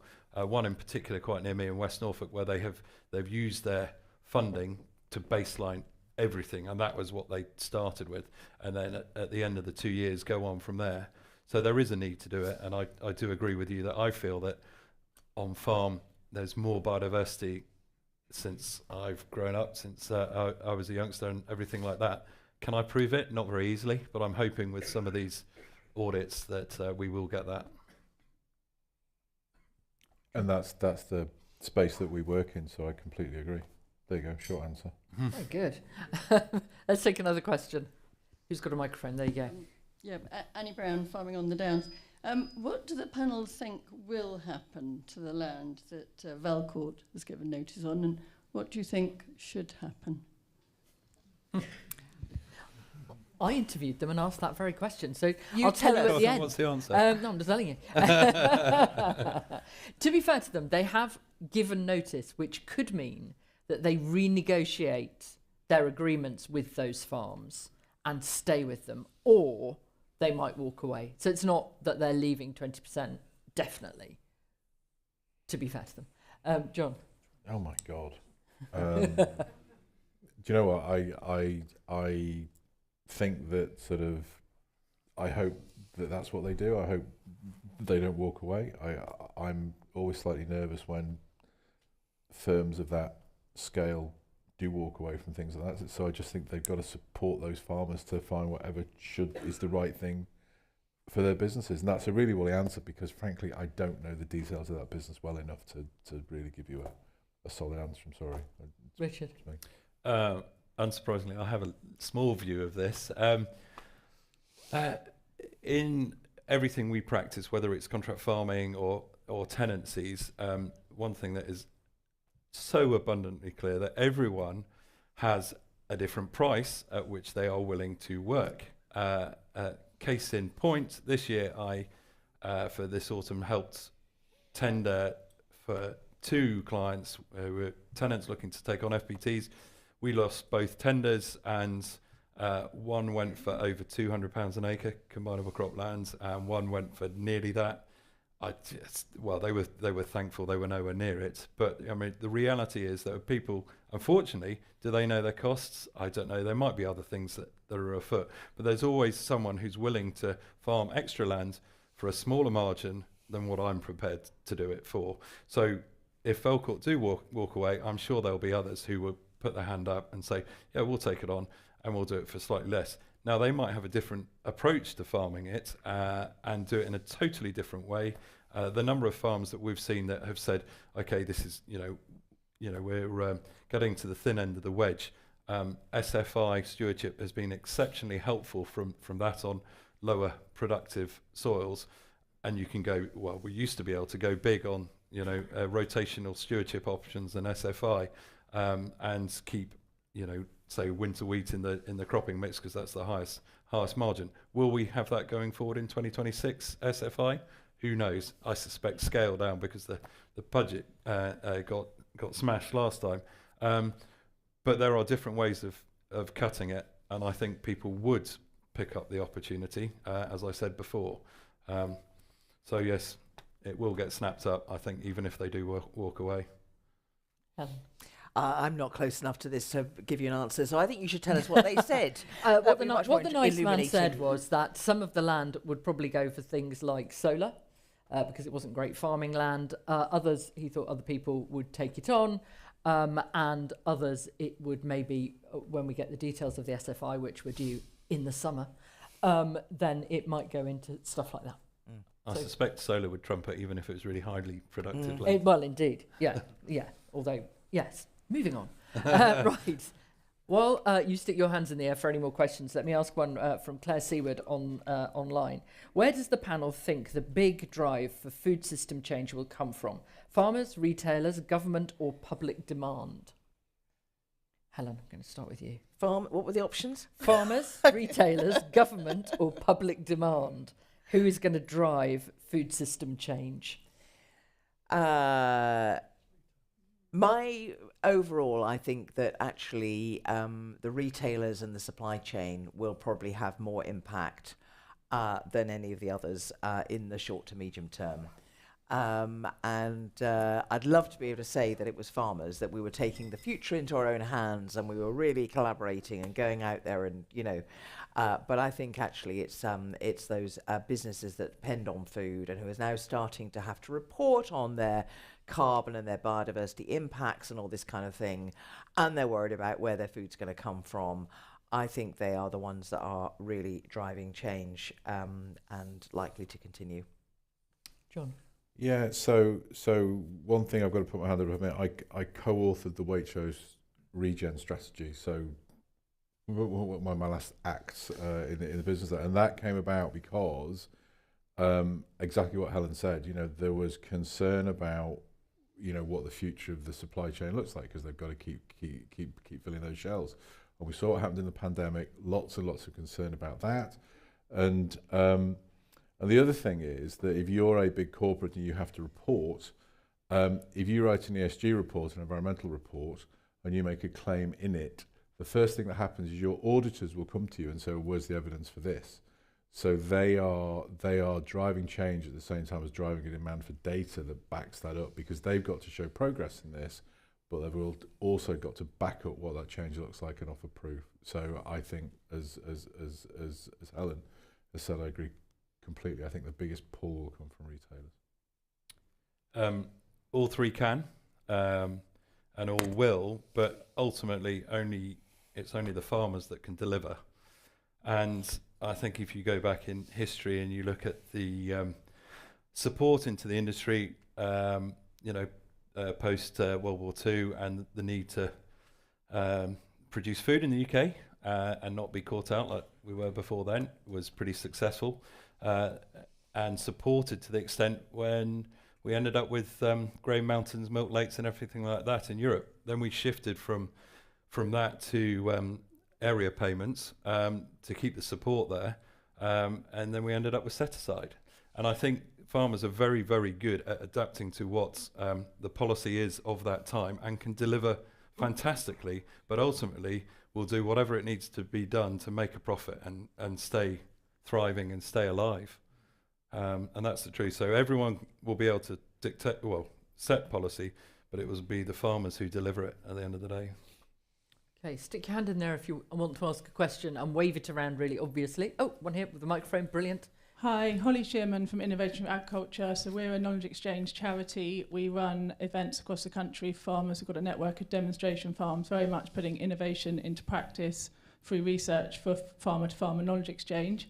I'm also lucky to be a beef and sheep farmer from Sussex. My question is, well, actually I had a lot, but most of them been answered, which is fab. But my one remaining one is quite broad. It's regarding the last graph that Richard put up. Why do you think the UK has fallen so behind the other countries, or why have the other countries not fallen as low as we have? Richard?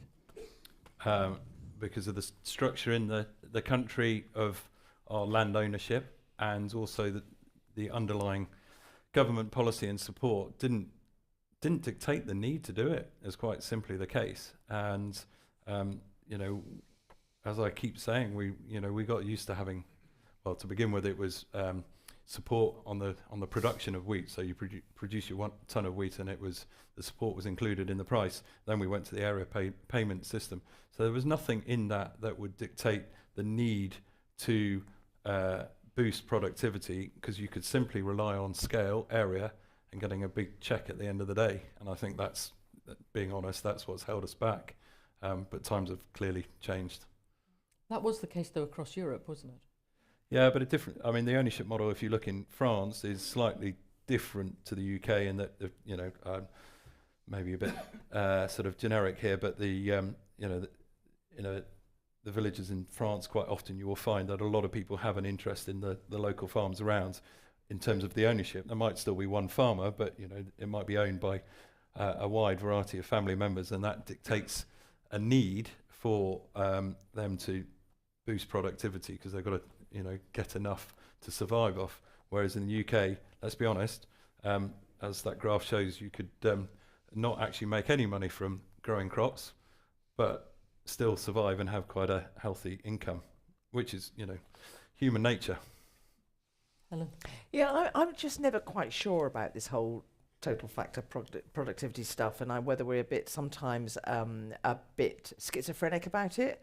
When labour is such a big part of that mix, and on the one hand we want to create jobs, and on the other hand we're saying but we're not creating enough value per job. And if you're dealing in a premium market, actually it's no more food, but you're just accessing premium market.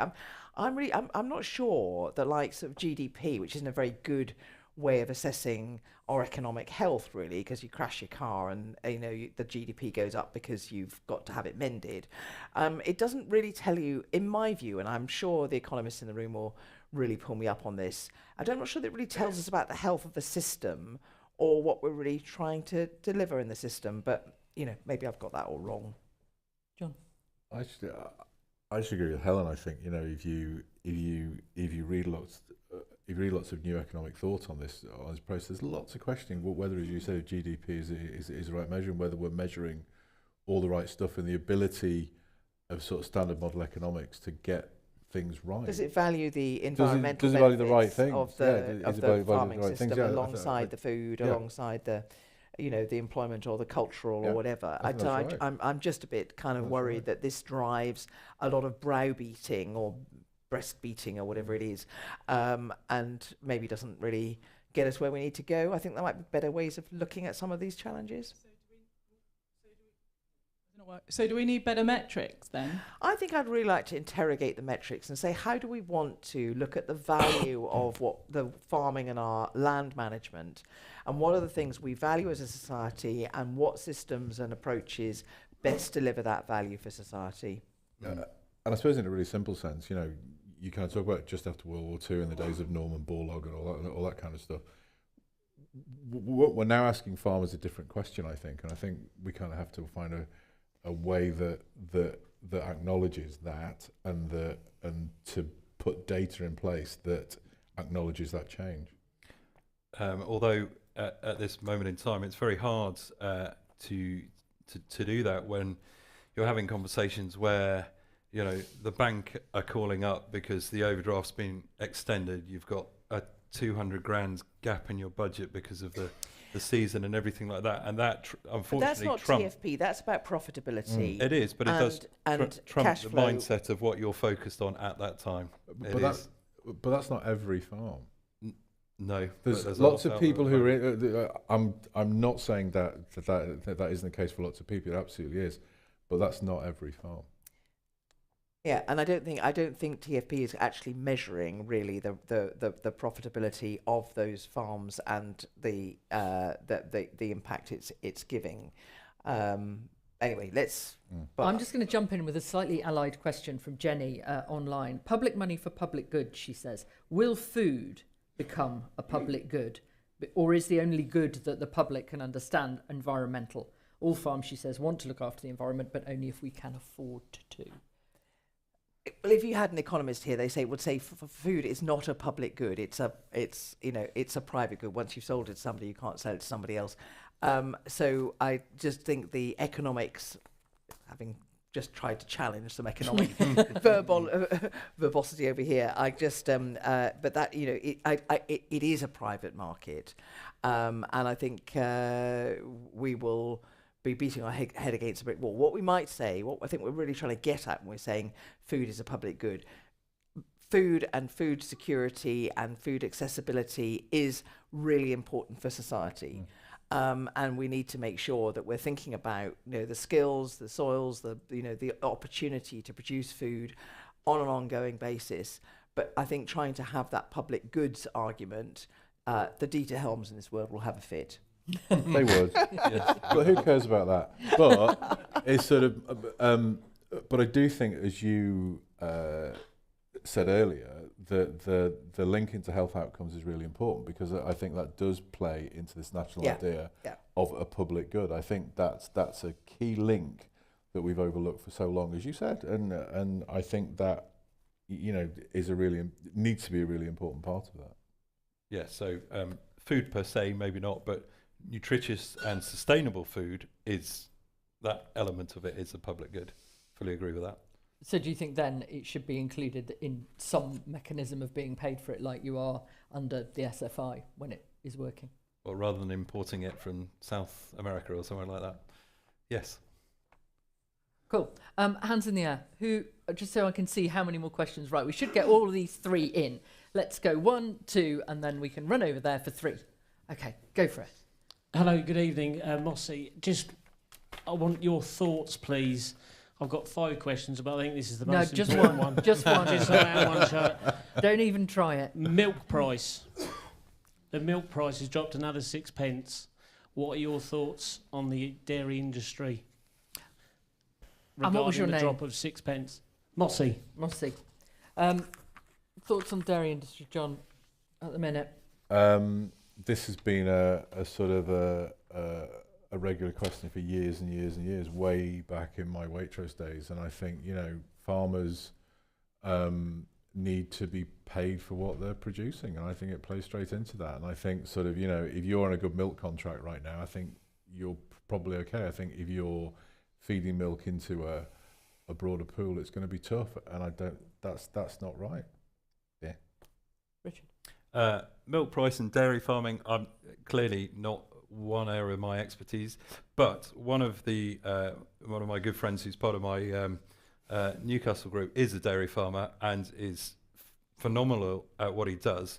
And we were always so jealous about his knowledge of his business and his costs and his rent. This comes back, the economics of it. His return on capital. The rest of us were all put to shame because of it, but he could adapt because he had that knowledge, and he actually pivoted. He did a stint over in New Zealand, came back and did their dairy herds moved to low input systems, grass based, and it was amazing to see the impact that had, and the margin that he managed to achieve out of it as well. And he was possibly, I know the contract he was on at the time, you know, they had a very open book, and he was, you know, top end of all of his peers on that. And then when he wasn't recognised for everything he was doing, he moved. And that's quite sad to think. And it was not your supermarket, I hasten to add, but another one out there. But he did move, because they wouldn't recognise the value that they were putting into it. Move to a different contract. Yeah. Yeah, I mean, this is very close to my business heart, because we're, you know, very, very exposed on dairy these days. And I guess, you know, it's the challenge of being part of a global market. It's very good. It's very easy to say the price should be reflecting the value and all this kind of stuff. But when you have oversupplies in a market, and on most things we are oversupplying, you know, going back to, are we producing enough food in the world? There is more dairy than the world's eating, and therefore the price drops. And that is why I think sometimes this kind of, we've got to feed the world, and that is the farmer's thing that we tell ourselves when we wake up in the morning, might make us feel good, but actually if people aren't going to pay for it, reliably pay for it, because we're oversupplying and there's more than enough, then that's what's going to happen. This volatility becomes, you know, just incredibly hard to deal with.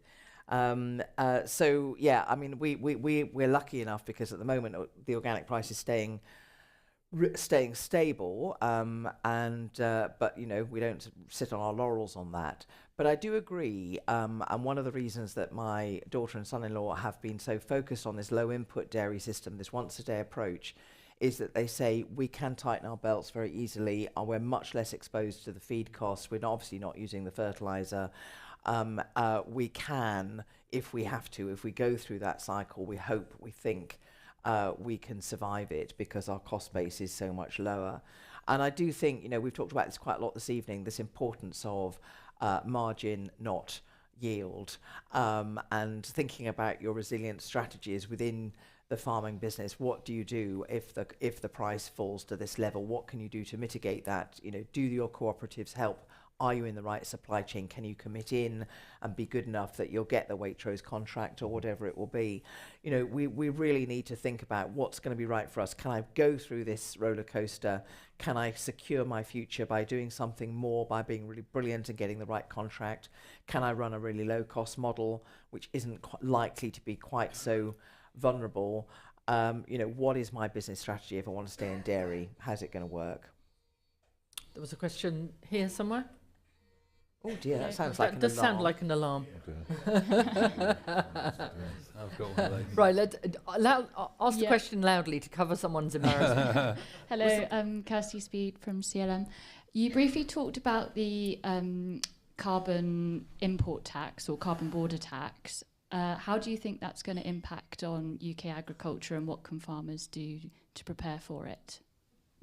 Who wants to go first? Oh, do you want me to start? Yeah, go on. I think I highlighted my rough calculation was on milling wheat, £5 a tonne. What can we do to prepare for it? So that equates to about £45–50 a hectare.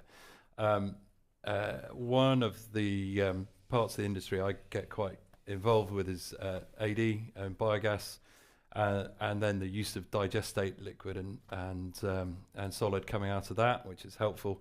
And those are the things that are going to start to have a bit more value than they do at the moment. I can remember in the early days of AD, the operators used to have to pay people to get rid of it.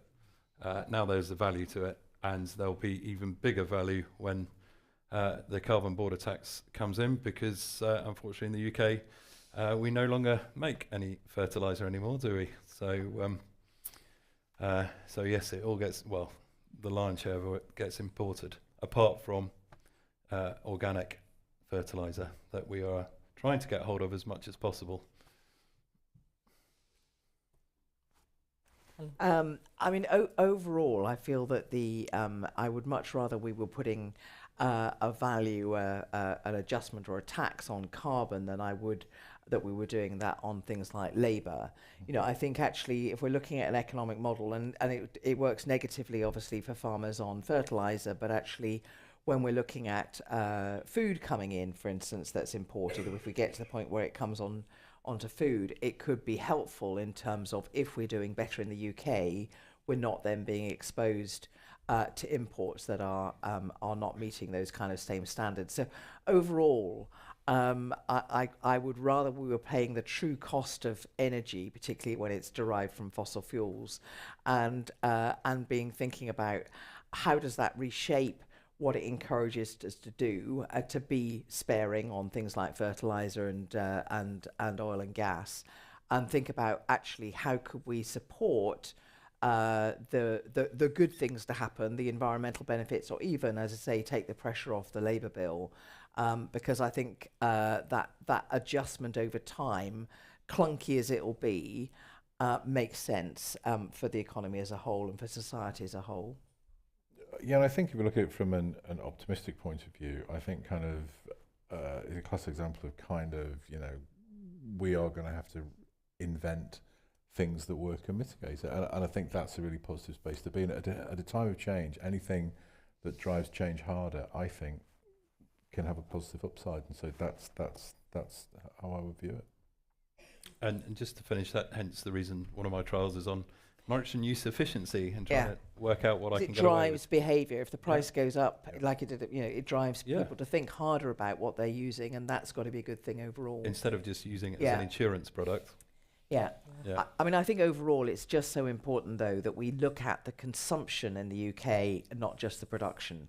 And I think a lot of when we're talking about carbon, all the metrics are on production, and that's why we've lost a lot of our heavy industry and that kind of thing, because we're saying, oh, that makes us look greener. But actually, if we're using it, then we need to make those adjustments so that we don't just think we're better than we are, because we're not. Let's get another question from over here. Mark Wickens, sheep grazier, Sussex, most of Sussex, in fact. I'm inclined to sort of think of farming as a very parochial sort of industry. You look at your neighbours and you look locally within your county and whatever. But we really are in a global industry. That was really brought home to me some years ago, travelling in Egypt, when I was looking at a vast field of runner beans growing on the Nile Delta, and emblazoned around the fence were large signs, huge banners being grown for Asda UK supermarkets. This on the roadside of the irrigation ditch were what I'll describe as urchins. There's no, that's the best description I can think. It's not a PC description, but these children were in rags. Some had one shoe, some had no shoes, and it sort of came home to me that our cheap food is coming out of their mouths. The only reason we've got cheap food is because they can't afford it. It's cheap to us, but it's not cheap to the locals there. And if you're parochial Egyptian, that's not looking quite so clever on a global scale. And I just wonder if by attaching all of these various sort of labels to ourselves, organic and regenerifying and everything else, and sort of minimising our production in the UK, and therefore bringing in food from across the world, are we not in danger of throwing the baby out with the bathwater and making a larger global problem? John? Wow, that's a big question. I think, it's really interesting. If you look, if I can just talk about kind of Waitrose for kind of just a moment, my whole life, that was something that was very much on their minds. If you look at the Waitrose Foundation they set up, which was all about how do you help people in the production areas to live a better life while still making sure that your supply chains can grow the food you need in those countries. And I think there's lots more of that work going on, of that sort of fairly traded work going on. There's a trade argument, obviously, that sort of foreign trade is really valuable to lots of these places. So that's one point. But overall, I think, if you were to take it from the point of view is it right just to grow cheap food and do nothing in those countries to mitigate the impacts of that and just kind of extract, then it's a fair criticism. But I think lots and lots of businesses are trying to mitigate that. And I think if you're talking about farming being a global piece, if you look at the Regen Ag movement, that's also global. So there's lots of improvements in ag that are coming out of those countries. If you look at permaculture and the way people think about it and how that's informed the sort of broader regen space. So there's lots of good stuff happening at a broader international level, but you're right, there are still lots and lots of social issues that we have to address. But given that, what I was suggesting was, shouldn't we be growing everything we possibly can, as much as we possibly can here, rather than being regenerative, organic, or leaving space for nature? I think you can grow lots of what you need here and be regen and organic. I don't think that's a barrier, but there's some stuff that we just can't grow here, and there's some stuff that there is a demand for, and international trade has value to lots of countries. So I think it's not as simple as that. I think that there are many moving parts, and actually the sort of the unintended consequences of not trading can be as catastrophic as other impacts. So it's not a simple question. Helen? Yeah, it's a really complex debate. We probably could have a whole evening on this subject alone. And, some people would start with, well, actually, there's a lot of colonial legacy stuff going on here where we've extracted a lot of value out of those countries and left them fairly impoverished. So, there's a sort of, what should we be doing to best help? Nations should, you want people to be feeding themselves first before they export, for sure. I agree with John. It's not about what we do here in terms of do we reduce our environmental impact through regenerative farming or organic. I think we have choices about whether we produce more. There's easy to produce a lot more horticulture in this country using those kind of techniques. So we could be doing more on that front. But I also agree that the cash opportunity for a lot of countries can be really significant. So it's not straightforward. There's one or two really great examples. I mean, Seachem in Egypt is a really good example of a very large scale organic venture, actually, biodynamic venture, 6,000 acres now. They've, managed to regenerate desert back into productive farmland. They've set up schools and hospitals. They're feeding their own community incredibly well, and they are producing cash crops for export. Those kind of models can really work, and I think they can be really exciting. There are times too when it's probably better to import things than it is to be producing them here in the off season. It's better to probably produce your tomatoes where it's sunny than it is to be heating greenhouses in the winter. So even on a sort of carbon footprint basis, it's not that domestic is good and everything else is bad. These things are generally quite complex, but I know that we will want to continue to source from around the world. Trade is also a great way of communities understanding each other better, so I don't think it's about just saying let's shut the doors and to do it all here, but thinking about what does responsible trade look like. Richard? Yes, it does seem that, I suppose if you rephrase the question slightly, that we're quite good in this country and adept at exporting our environmental issues elsewhere. Case in point, I always still a bugbear of mine, but say on oilseed rape, near-nick ban on the seed dressing, the amount of extra pesticides that we have been applying because of that is unreal, and then we end up with not being able to get to about 30% of what the demand for rapeseed is in the UK. We're importing it from all over the country. All over the globe, which have different ways of growing it. In terms of can we grow the stuff in the UK, as you said, I think, glass houses we can, and technologies will change to make energy more cleaner, all renewables, and will adapt. And maybe it is that we'll see more glass houses and greenhouses going up, so we do produce more of the stuff in the UK. But it does feel like we do export our environmental issues and things like, shipping wood chip in from the US into Drax to power, to deliver our green energy. I still can't get my head around that. Nobody can. But those, we're very good at offshoring our environmental issues, yes. And there, I think, ladies and gentlemen, we shall leave it. You can't see this because you're all looking this way, but I can see the food and the bar is open. Please join me in thanking our panel, Richard, John and Helen.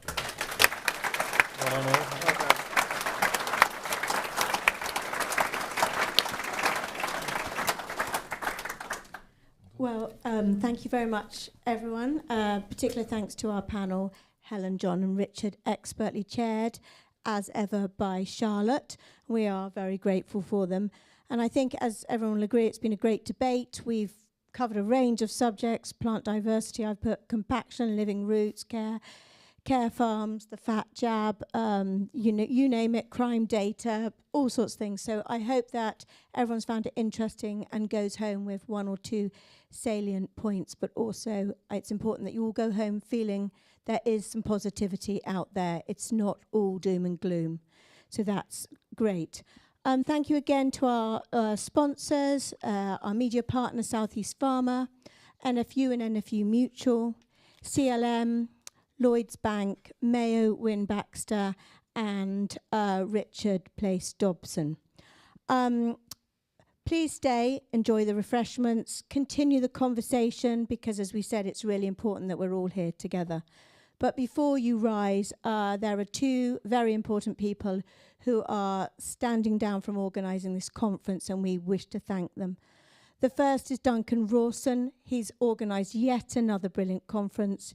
He's been instrumental in coordinating the annual South of England Agricultural Society conference since 2014, and he's always made sure that the subject matter is current.